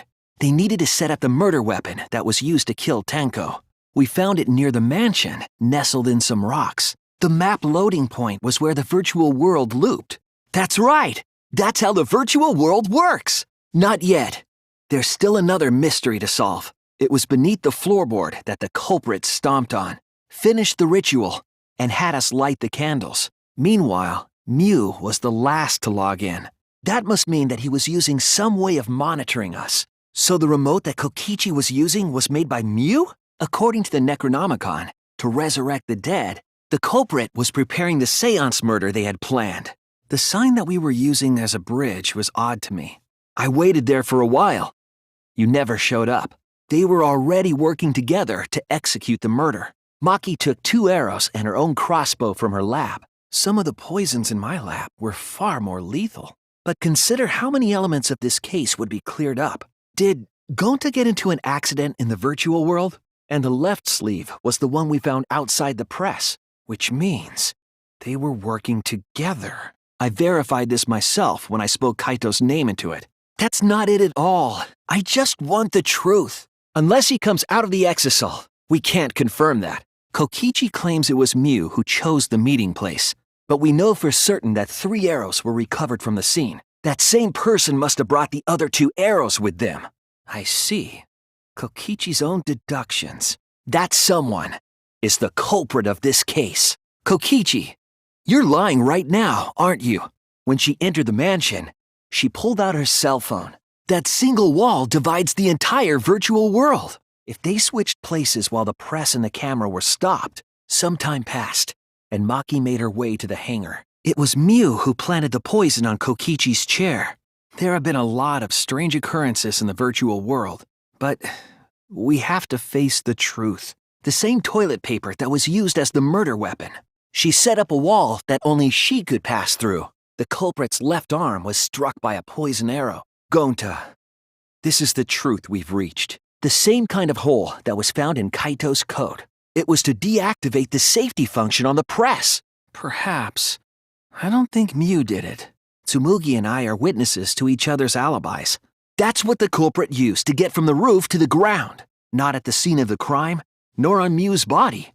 There was just a little less in the bottle than before. There's a strong possibility that all of this was done Only Kokichi could think of something so nefarious. You're wrong. There is evidence. And pushed Tenko's body up toward the ceiling of the cage. But the loading point was actually at the edges. How do you know there's an electronic lock on the Exosoul's hatch? They would have been lethal, no matter where they connected. It sounds bizarre, but perhaps that was the whole point. It's you, Kyo! You killed Angie! A small stone that Himiko had brought from the courtyard. Meaning that Mew must have left it on purpose. No.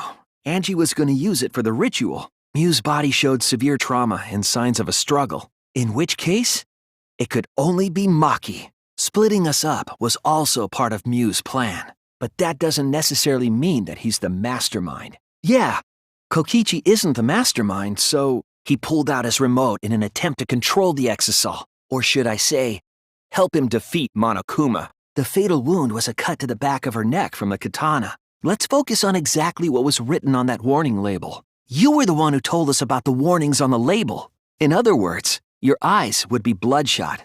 She was killed after she was carried to her lab and spun the effigy around to twist up the rope. We went to the mansion and split up to look for clues. So you didn't have the antidote with you at the time. A disassembled crossbow from Maki's lab. And the other was the key to locking the room. And it's much too early to decide that Kaito is the culprit. Fine. I'll expose your lie right now. I know we can't solve this case with belief alone. She didn't tell us that there was another way to log out. And remember that Kaito was confined to the bathroom. You wouldn't think that someone would plan their own murder. That's why the culprit aimed for Kokichi's right arm, and then used the doubled-up toilet paper to climb down. Because we need to get to the truth of Kaito's death. Maki's not wrong. There is a way it could be done. That weapon tells us the whole story, Kyo. The sled picked up speed, flew off the roof. Maki is trying to kill Kokichi in this class trial, because there's something wrong with the testimony you've given us. So maybe there's another possibility. There were mysterious circumstances surrounding her death. Do you remember the lattice that was found by Mew's avatar? The cause of the error that affected Gonta's avatar? There would have been no need for this class trial in the first place. No, it's too soon. There are still mysteries. I don't think he'd be able to produce a body to switch out. I believe it might even have something to do with Angie's murder. The truth is, Gonta could have murdered Mew.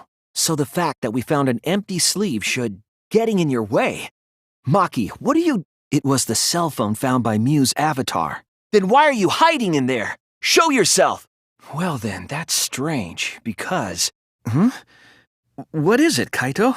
We thought the loading point was in the middle of the map. They hung the toilet paper from the binoculars on the roof. The other person will never show themselves, right? Which is why it couldn't have been used to kill Kaito. They were for the third party to use themselves. There's only one reason that anyone would want to do that. Kokichi, there's something I need to know. No, none of us were in charge of the entrance hall and took out the katana they brought from their own lab. And when the culprit reached the center of the circle, is this fun for you? Messing with the trial? They would have been scanning the area, watching us. So Monokuma must have been talking about Maki. That's right. It wasn't part of the plan. To overwhelm the room with an occult atmosphere, Mew was going to meet up with someone in the virtual world. The culprit must have used the other one as a sled. I think that's the result of some kind of memory error. Do you mean you remembered something? If the two of them switched while the press was stopped, that was the hidden route she prepared for herself. The crossbow inside this case was disassembled. It was there before we started the seance. The same roof where Kokichi and Mew were going to meet. The culprit then took the lattice from the storage room, so it just looks like the press stopped for a moment. It's okay, Gonta. Don't worry about it. There were 3 arrows in the bathroom, remember? And all 3 arrows had blood on them. If that poison had been applied to those arrows. Yeah, when I went to see him yesterday. Kaito, I believe in you. That was made clear in the program's text file. Of course! The safety function. But this morning, there were only 3. Drinking the antidote was part of his lie. But he couldn't get into Angie's research lab. I think one of the murders was an accident. The floorboard lifted up like a seesaw. It's not like Mew could have been killed by an antidote. So the other 2 arrows weren't for Kaito. You were trying to commit an unsolvable murder. The wall wasn't the only thing that Mew changed. The video does not show Kaito's murder. No, hold on a second. This isn't right. No, you don't understand. I'm not trying to... He used the electro bomb for a different purpose. Maki, just to confirm, the bloodstain wasn't from Tenko's murder. But Kokichi, you're misremembering as well. You mean the loud sound that you and I heard in the kitchen? What if both ends of the river were connected? Do you remember the first time I went to get the signboard? Now we just have to figure out what happened after. There's another hidden truth within your testimony. Yeah, I'm sure we'll figure something out. There should have been an arm inside the sleeve as well. What if there was another signboard? Kaito had logged out ahead of us. What? Not possible. So that's what you were trying to do. Let's look back at the first murder. I can't believe I overlooked this. Angie's murder was an accident. I'll go over everything one more time. Without that one little mistake, even more reason to give us the answer. For once, I wish that we were. There was a window in the bathroom of the hangar. This is the bag you were carrying, isn't it? Kaito protected Kokichi? They were watching Monokuma. Yes, I'm positive of that. Yes, I did. And I'm sorry. Locked the front door from inside. She was trying to kill Kokichi. It was that testimony that bothered me. That's why we didn't find it anywhere else. It was Kaito who was on the roof at the time. Kokichi might not be the mastermind. Kaito's clothes had arrow holes too, and used it like a rope to climb down. They couldn't get to the crime scene, could they? The toilet paper we found outside the mansion. And there's still the mystery of Tenko's murder. We'll know why she wanted to pass through the wall. But later, you said. Yes, I think so. We don't have the whole truth. Kaito's cause of death. Remember what Kokichi said. It has to be Kaito. There were two reasons for this. Is that really you, Kokichi? You versus Monokuma? So why do you think I'm lying? And the river was wide there. No, I'm not trying to... Kaito is already dead. The toilet paper wouldn't tear. You mean the lattice, right? So we can't just give up here. Huh? What's wrong? The case began last night. Kokichi searched the salon. Maki is still fighting. So there's nothing we can do about it? To make Kaito cooperate. Miu was the one who brought the hammer. Was it Kaito?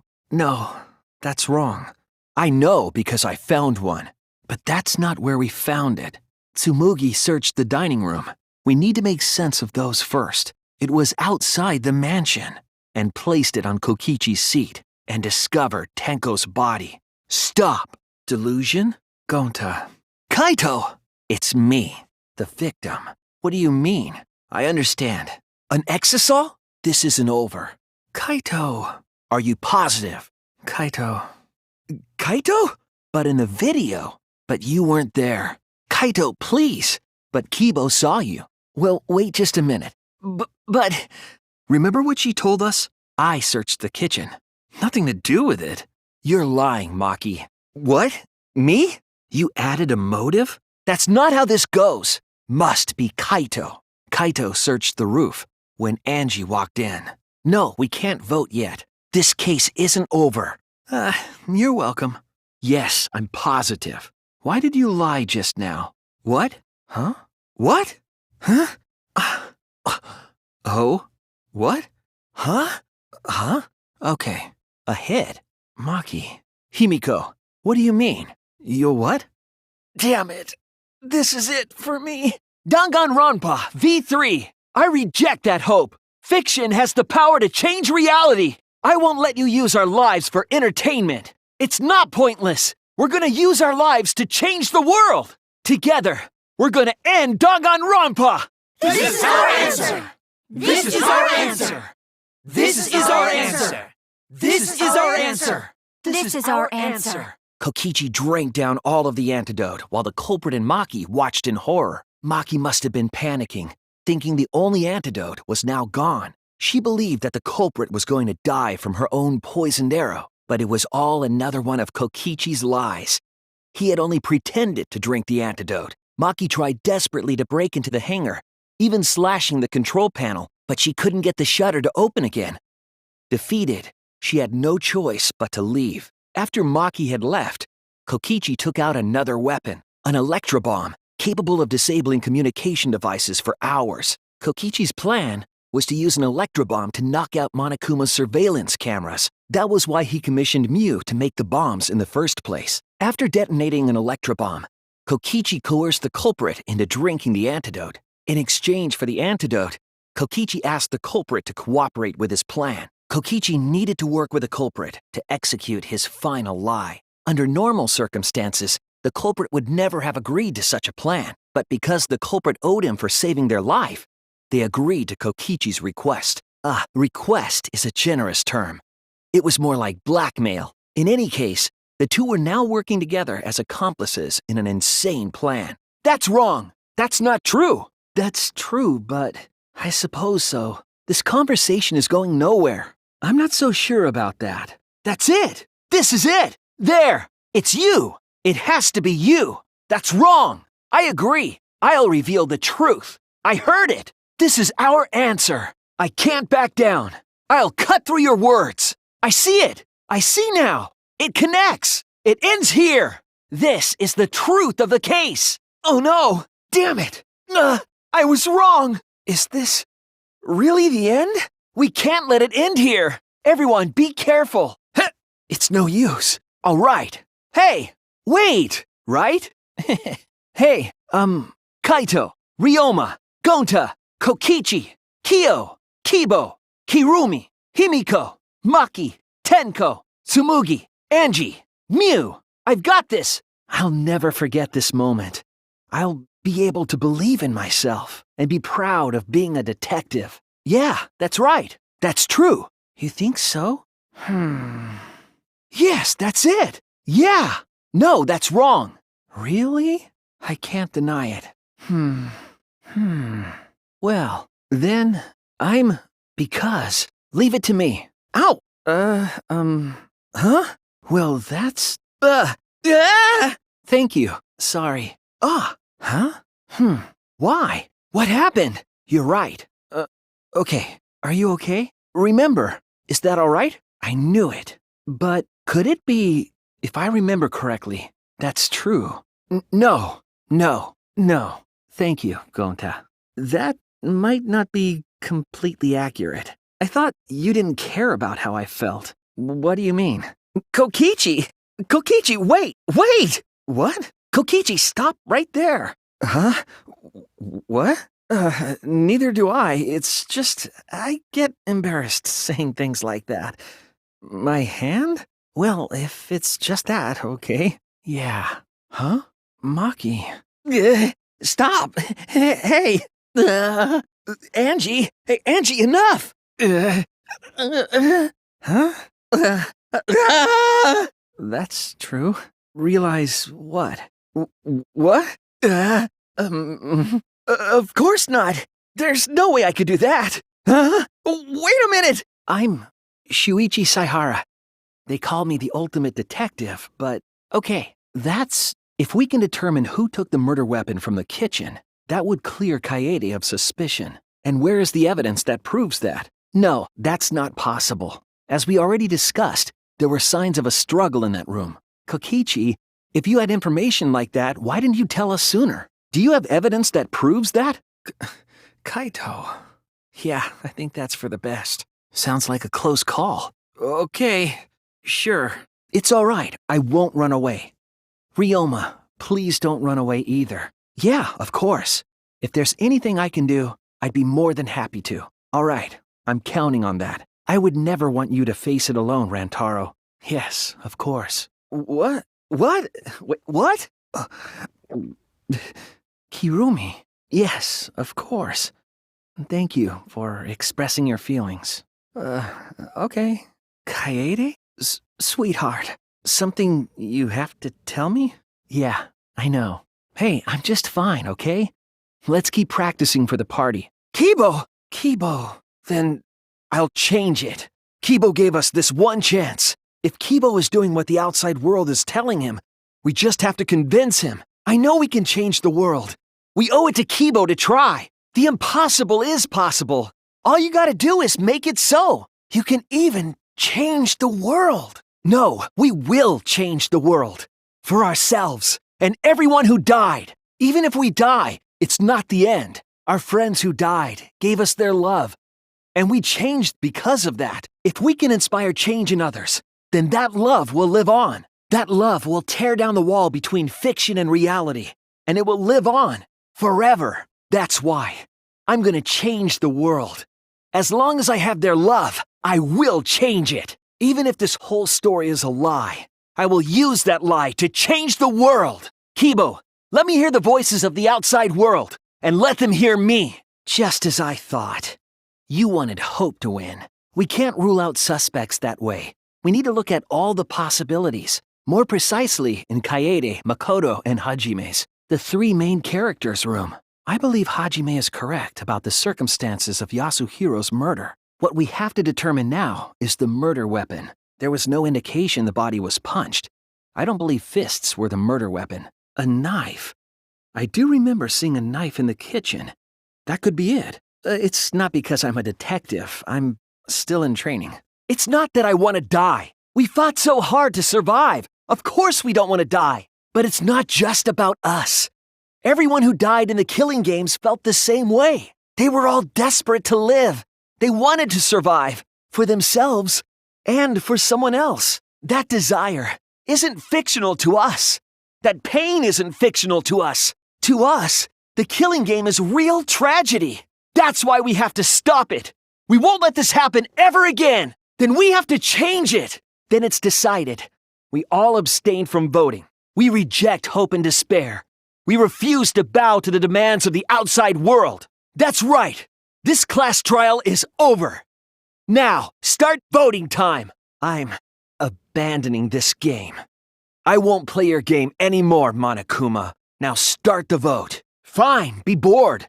We're not here for your entertainment. We're trying to survive. You're the ones who want us to be entertaining. If you're gonna complain, perhaps you should just stop watching. Even if we have to make the entire audience hate us, we're not gonna stop. We're gonna end our tragedy here. Kibo? His personality was erased? But it's because I'm weak and because I lost my way that I finally realized how cruel this hope really is. Himiko, Maki, will you abstain from voting with me? Himiko, we can put an end to this insane killing game. We're gonna use our lives to end this madness. But Himiko, you have to choose, okay? You can't look away. You can't back down. You have to choose. Only those who have found the truth can choose their destiny. If we refuse to vote, we all die. Hope and despair. Neither the victor. No one would want an ending like that. No, it wouldn't. Our lives are our strongest weapons. And with these weapons, we revolt against the outside world. It's okay, Maki. Believe in me. And believe in yourself. Just like you believed in Kaito. That's why you have to fight. Even if you're scared. Because you have that strength. Come on! It'd be a lousy story if the hero gave up so easily. Even if it is fiction. It's because of everyone's sacrifices that we've come this far. Their deaths have to be more than just fiction. There must be something we can do. We're going to use this fiction to change reality. We're going to end Danganronpa. Then I reject that world. I'll fight the world that inflicts suffering for entertainment. Then I'll fight the outside world from within this fiction. I refuse to vote. Yes, I know. That's why I'm doing it. If this ends without a single vote being cast for hope or despair, the audience would hate it. They'd never accept an ending like that. So I abstain. I refuse to give the outside world the ending it wants. I won't vote for Kibo or Tsumugi. I reject both hope and despair. I'll put a stop to this killing game. Even if this is all fake, our suffering and pain is real. I reject both hope and despair. I reject a world that would make us do this, which is why I abstain from voting. So this won't end in hope or despair. I don't give a damn. This killing game is over anyway. New characters are created just to show the outside world a fictional hope. They get written into these killing games, forced to betray one another. And at the end of the slaughter, the tragedy, the despair, hope always wins. Well, I've had enough of it. We're gonna end this right now. We won't let it end the way they want. We won't make a good ending or a bad one. To end this killing game and end it forever, we will reject Danganronpa. Tsumugi, you were right. I'm weak. I'm weaker than everyone else. If I didn't have my friends, I'd be useless. That's true even now. If Kibo and Maki didn't stand up, I would have ended it all right then. Yeah, I think so. The punishment after the final vote is to participate in another killing game. That's what Rantaro was talking about. Something similar must have happened in the last killing game, and he was given a choice. He sacrificed himself and was forced to participate again.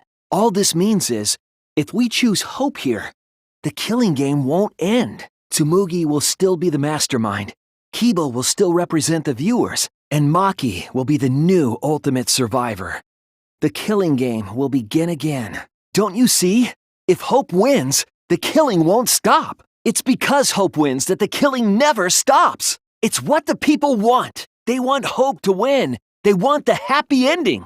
That's how the killing game has gone on 53 times. That's why I'm going to reject that hope. No, you don't get it. It's not going to end. It's going to keep happening over and over. When Maki said she was going to sacrifice herself just now, I thought, why? So many of our friends have sacrificed their lives. Why Maki? Why now? Why do we have to go through it again? The sorrow of losing Kaede and Kaito. Why do we have to feel that sadness over and over and over again? Why do we have to bear that burden? Well, I don't care how much the audience wants it. I'm not going to feel that way anymore. I don't want anyone to feel that way anymore. Even if this is fiction, even if we're all fictional, the pain in my heart is real. The sadness I feel when I lose the people I love is real. I won't forgive this game that treats us like toys. And if this is what the world wants, Tsumugi isn't trying to make us despair. She wants us to trust and hope. So I say no. I reject that hope. The reason this madness has gone on 53 times, it's because of hope. It's because the audience wants hope. They want to see hope defeat despair in the end. It's Hope's Peak Academy all over again. So if we fight for hope, we just be giving them what they want. And the killings will never end. Don't you see? Despair is the only choice. The people watching probably feel the same way. They want hope too. Even if it's fiction, everyone wants to feel hope. It gives them courage. And this killing game continues because we keep giving them the hope they want, while they ignore all the tragedies that we had to suffer to get there. Please, let me just ask one more thing. I have to know something before we vote. If Hope wins this final vote, Kibo and Maki will sacrifice themselves and use Tsumugi. The loser will also be punished, correct? What kind of punishment will they receive? Please tell me what it is. No, that is the problem. Because if the punishment is what I think it is, then everything would make sense, including why Rantaro participated in another killing game. You know the answer, Kibo. If you really are connected to the outside world, then I want you to find the answer. Is this what the outside world wants?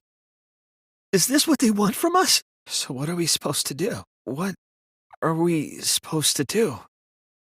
What's gonna happen to us? It's all a lie, isn't it? Me, everyone here, everyone who died. Everything's a lie, right? I can't fight for a lie, can I? Hope? We decide? You're going to continue the game? Nothing will happen, so we can't go back to the way we were? What? We got this far, and you're telling us to sacrifice more of our friends? What? Kibo. But, Kibo? Hope. What? Maki? Sacrifice? Wait, Maki! What do you mean, hope? I refuse. I won't accept that hope. It's because of hope that this whole thing is happening! I reject that hope! Hope itself is the villain here. We suffer because of hope. No matter how many false memories we've been implanted with, we aren't fictional! We're the same. We're all just like you? No way! Are you saying we wanted to participate in this killing game? That's not possible! How could we ever— Number 154. My name is— I've always been such a huge fan of Danganronpa and always wanted to be in one. If I were a contestant, I would want to be an ultimate detective. I know there's been a few in the past, and I've always loved those characters, so I would want to be one of them. But I don't have to be a detective. I'll be anything to be part of the show. And I mean that. Anything. I'd do anything to be part of Danganronpa. I promise, if I get selected, I will work as hard as I can. I will come up with the best, most gruesome murders, I promise. Everyone will love it. And an ultimate detective hasn't been the blackened yet, so I'm sure I could do that. I'm also thinking about the perfect punishment for an ultimate detective. What was that? No, it can't be. I'd never say something like, what? We really said that? What? Why am I here? Why did I even survive this long? What is this? Was that also a memory you used to control us? Then, who are you? I don't know who you are. If this killing game is connected to Hope's Peak Academy, then I believe you. This is certainly the work of someone carrying on Junko Enoshima's will, but we have nothing to do with Hope's Peak. So you can't be Junko. So who the hell are you? Cosplaying? How can she cosplay as students of Hope's Peak Academy? Because Tsumugi told us, what? It's fictional. It's all fictional? Danganronpa. What? But why? Why would you do this? Why make us think it's real? Monokuma, what's going on? So this was all a show. This whole killing game. Peaceful world? Wait, why would a peaceful world need a game like this? We were forced to play some fictional killing game? What? Could this be the 53rd one? The 53rd Danganronpa. The whole world is the real mastermind? Team Danganronpa? Shut up! Shut up! You created an entire fictional world to make us do this fictional killing game? Yes, and I noticed something strange about it. I actually did a little experimenting with a device hidden in the room. It allowed you to select the memory that a flashback light would recover. However, some of the memories were inconsistent with each other. One might say there are survivors, but another would say there are no survivors. Bizarre, right? The flashback lights allegedly help us recover our memories. We're supposed to remember the truth that we forgot, and there should only be one truth. But then having the option to recover contradictory memories doesn't make sense. Huh? Yes, that's it. The flashback light isn't supposed to help us remember anything. It's a tool for implanting false memories. Yes, the memories you could select for the flashback lights weren't our real memories. They were memories to be implanted inside us. That's why the contents of those memories contradict each other. Once we're exposed to a flashback light, those memories become the truth to us, not real. They were all false memories. They were all lies. So that's why Kokichi had to die? The only reason we thought Kokichi was a remnant was because of the flashback lights. But he did say that he was the leader of a cult organization. That was a lie he invented himself. He wanted to be the mastermind. He wanted us to believe it. That's why he lied. He usurped the mastermind's role, but in doing so, became a thorn in their side. So to get rid of that hindrance, the mastermind played along with the lie. The mastermind manipulated us into thinking Kokichi was a remnant of despair. But that's not what's written here. The academy did not take applications. All of their students were scouted. Me too. I chose to come to Hope's Peak. At least, that's what I remember. Maybe so, but I'm not getting all this from just the book. There is other evidence as well. The killing game we're in now is one that began with Hope's Peak Academy. So this is the third game after Hope's Peak and Jabberwock Island. But remember what Rantaro said? But Rantaro's name wasn't listed among the past participants of the game. He was not present at the two killing games that Junko orchestrated. I'm not entirely sure, but it's clearly inconsistent, isn't it? And the inconsistencies don't stop there. Kokichi's account is also suspect. We remember Kokichi as a remnant of despair, but I don't think that's true. He wasn't a remnant of despair. The motive video we found in Kokichi's dorm room, an organization centered around petty crimes, one that forbids murder, and in addition to that, the group was only 10 people. That's far too few to be the same group that tried to sabotage the Gopher Project, meaning that whatever group Kokichi was a part of is not the remnants of despair. His motive video clearly contradicts our memories. The memory we have of Kokichi being a remnant has to be false. Kokichi didn't tell us because he wasn't exposed to that flashback light. And neither was Kaito. Kaito didn't appear to know anything about the remnants of despair or Junko Enoshima. Maybe it's better that they weren't. I think the people who were affected by that flashback light were wrong. All of these weird inconsistencies are from memories we got from the flashback lights. No, that's wrong! Maybe we all remember that there's no one left out there. But how do we know our memories are real? There's something that's been bothering me about our memories. Here, look at this book. This book contains years of research about Hope's Peak Academy. Nothing would indicate this book is a prop. I believe the information here is accurate, but there's a lot written in here that differs from our memories. To know that for certain, I'll need everyone's help. I want you all to tell me everything that you remember about Hope's Peak Academy. Wait a minute.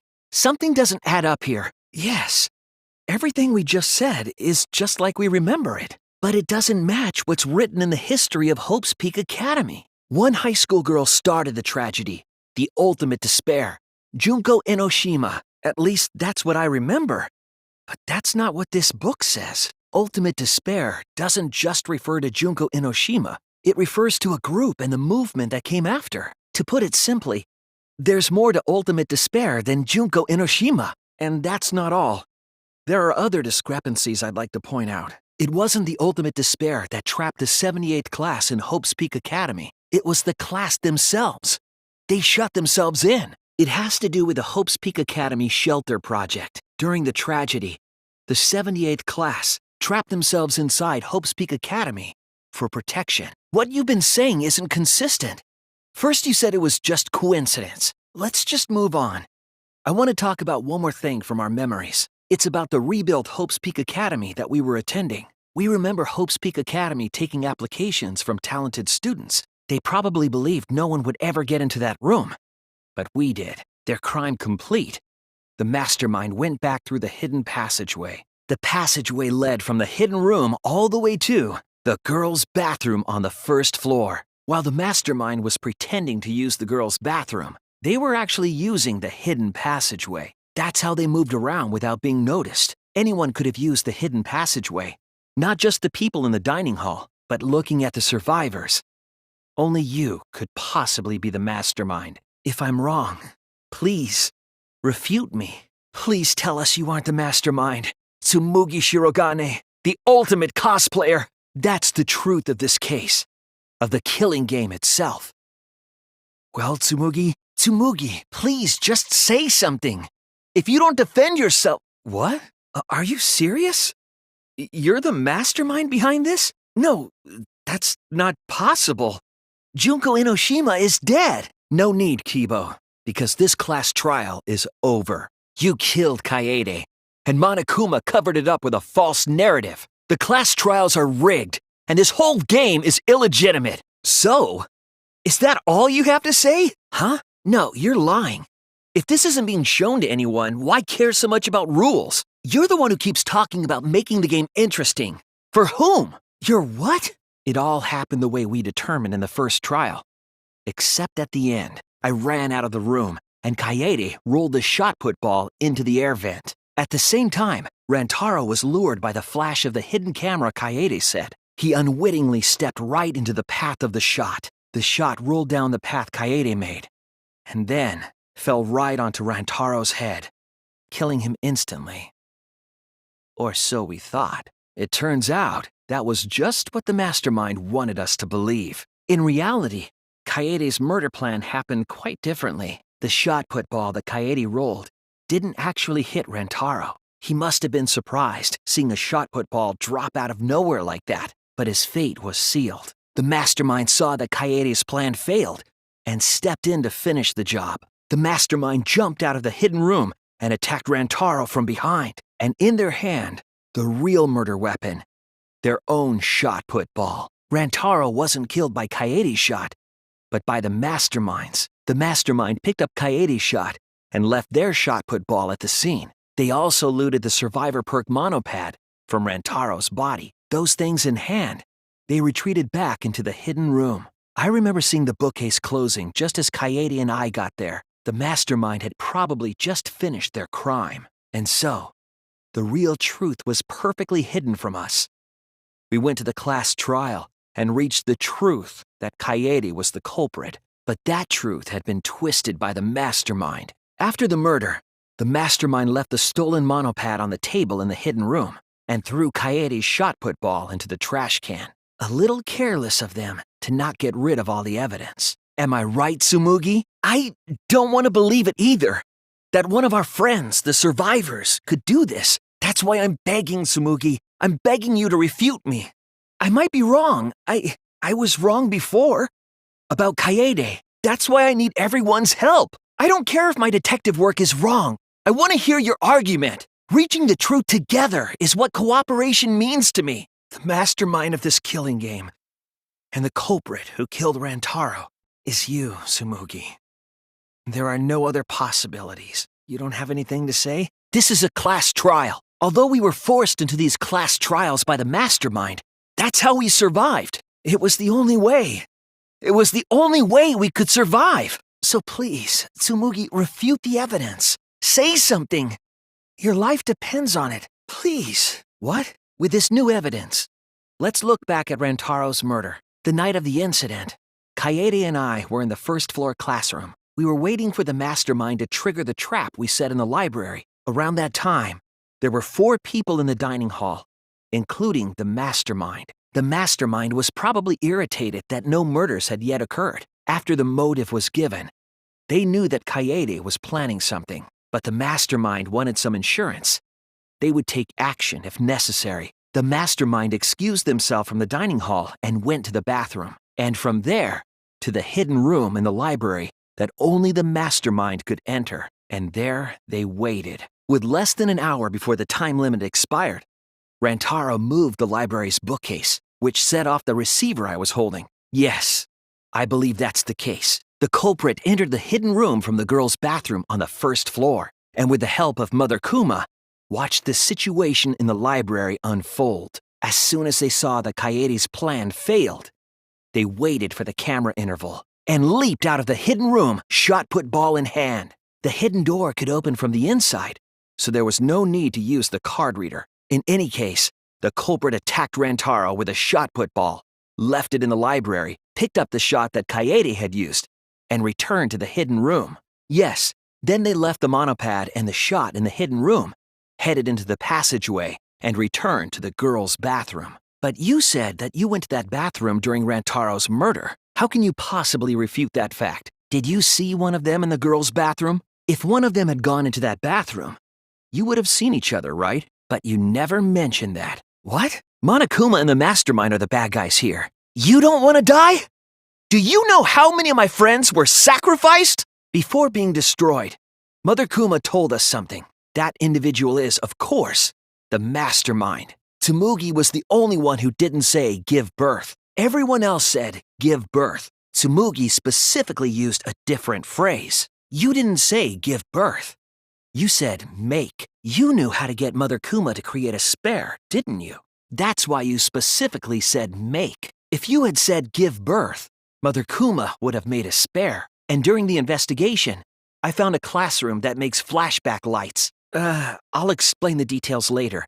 But there was something interesting. When the door is opened, the classroom reverts to its original state. Clearly, the room is hiding something. But why create such a classroom at all? If the mastermind were a 17th person, they could have their own completely separate room to make flashback lights. Knowing this, we can make a few assumptions about the mastermind's identity. However, the implications aren't good. The mastermind is most likely one of the participants of this killing game. One of the 16 people who were forced to play this game. One of us. The classroom that makes flashback lights and the hidden room being visited often. It all suggests that the mastermind is someone we'd see every day at the academy. We need to go over everyone's alibi for Rantaro's murder again. Now that we know Rantaro was killed by the mastermind, it might lead somewhere. We might find a hole in someone's alibi that we didn't see at the time. Wait a minute, Tsumugi. You said you went to the bathroom. The girls' bathroom near the dining hall, right? The utility closet in that bathroom has a hidden passageway, one that's connected to the hidden room in the back of the library, which means it's possible to get into the hidden room from that bathroom. Around the time Rantaro was killed, Tsumugi went to that exact bathroom. I'm positive that when Rantaro was killed, the culprit was in the hidden room. It's too convenient to be coincidence. No, I don't think so. Remember that I had placed dust in the card reader in the library. I was trying to determine if the hidden door was opened with a card reader, but the dust didn't fall.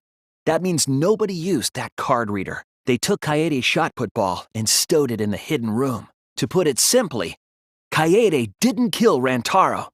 It was the mastermind. I believe the reason had something to do with a time limit motive. Kaede was keeping us all together, and we refused to kill each other to break up the stalemate. The mastermind introduced that motive. However, this was a gamble. They didn't want to cause total chaos after all. Yes, Kaede had a plan to kill the mastermind, but Rantaro was caught in the trap. However, her plan ultimately failed. The shot put ball that she rolled didn't hit Rantaro. Then, the mastermind manipulated the scene to make it look like Kaede succeeded. All they had to do was hide Kaede's shot in the hidden room that only they could enter. Yes, she was. She didn't actually kill anyone, but she was executed nonetheless, because the mastermind framed her for Rantaro's murder, and Monokuma played along.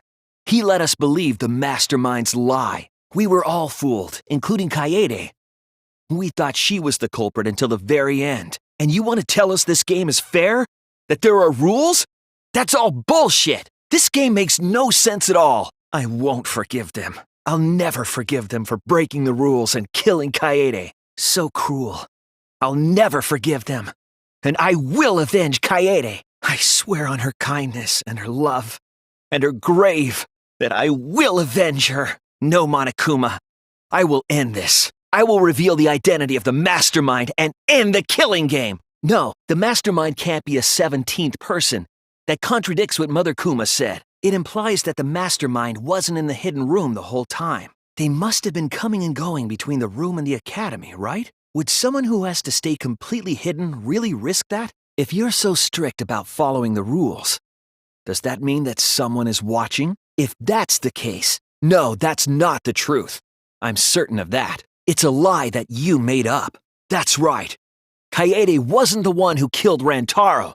The true culprit is the mastermind controlling Monokuma.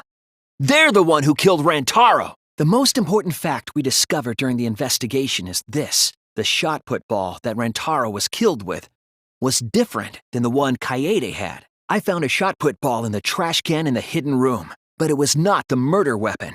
That shot put ball didn't have any blood on it. Rather, there was a pink fiber stuck to that shot. Do you remember how Kaede was carrying the shot put ball? It was wrapped in her spare vest, her pink vest. Yes, it's a fiber from her vest. That can only mean that the ball I found was the one that was in Kaede's backpack. That shot put ball did not have blood on it, so it could not have been the murder weapon. In short, the shot that Kaede used didn't hit Rantaro. If so, the fiber on the shot put ball would have been washed off as well. It's clear to me that the real murder weapon is different than the shot Kaede had. Yes, Kaede set up the bookcase and rolled the shot into the vent, but that shot didn't hit Rantaro.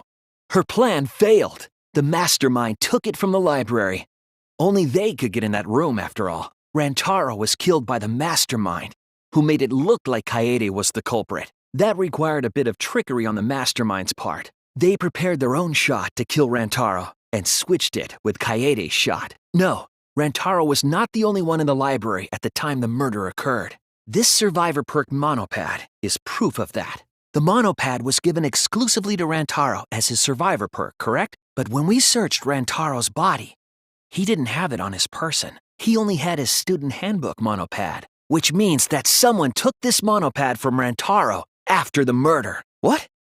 Keep quiet, will you? I don't have time for your nonsense right now. But remember, Rantaro brought the survivor perk monopad to the library. If it's missing now, that must mean someone stole it. No, there is no doubt Rantaro brought the survivor perk monopad to the library. The picture taken just before he died clearly shows him holding it. No, it was definitely this same monopad. You see the way the blood has dried here? The outline of his fingers matches how he was holding it in the picture. I do.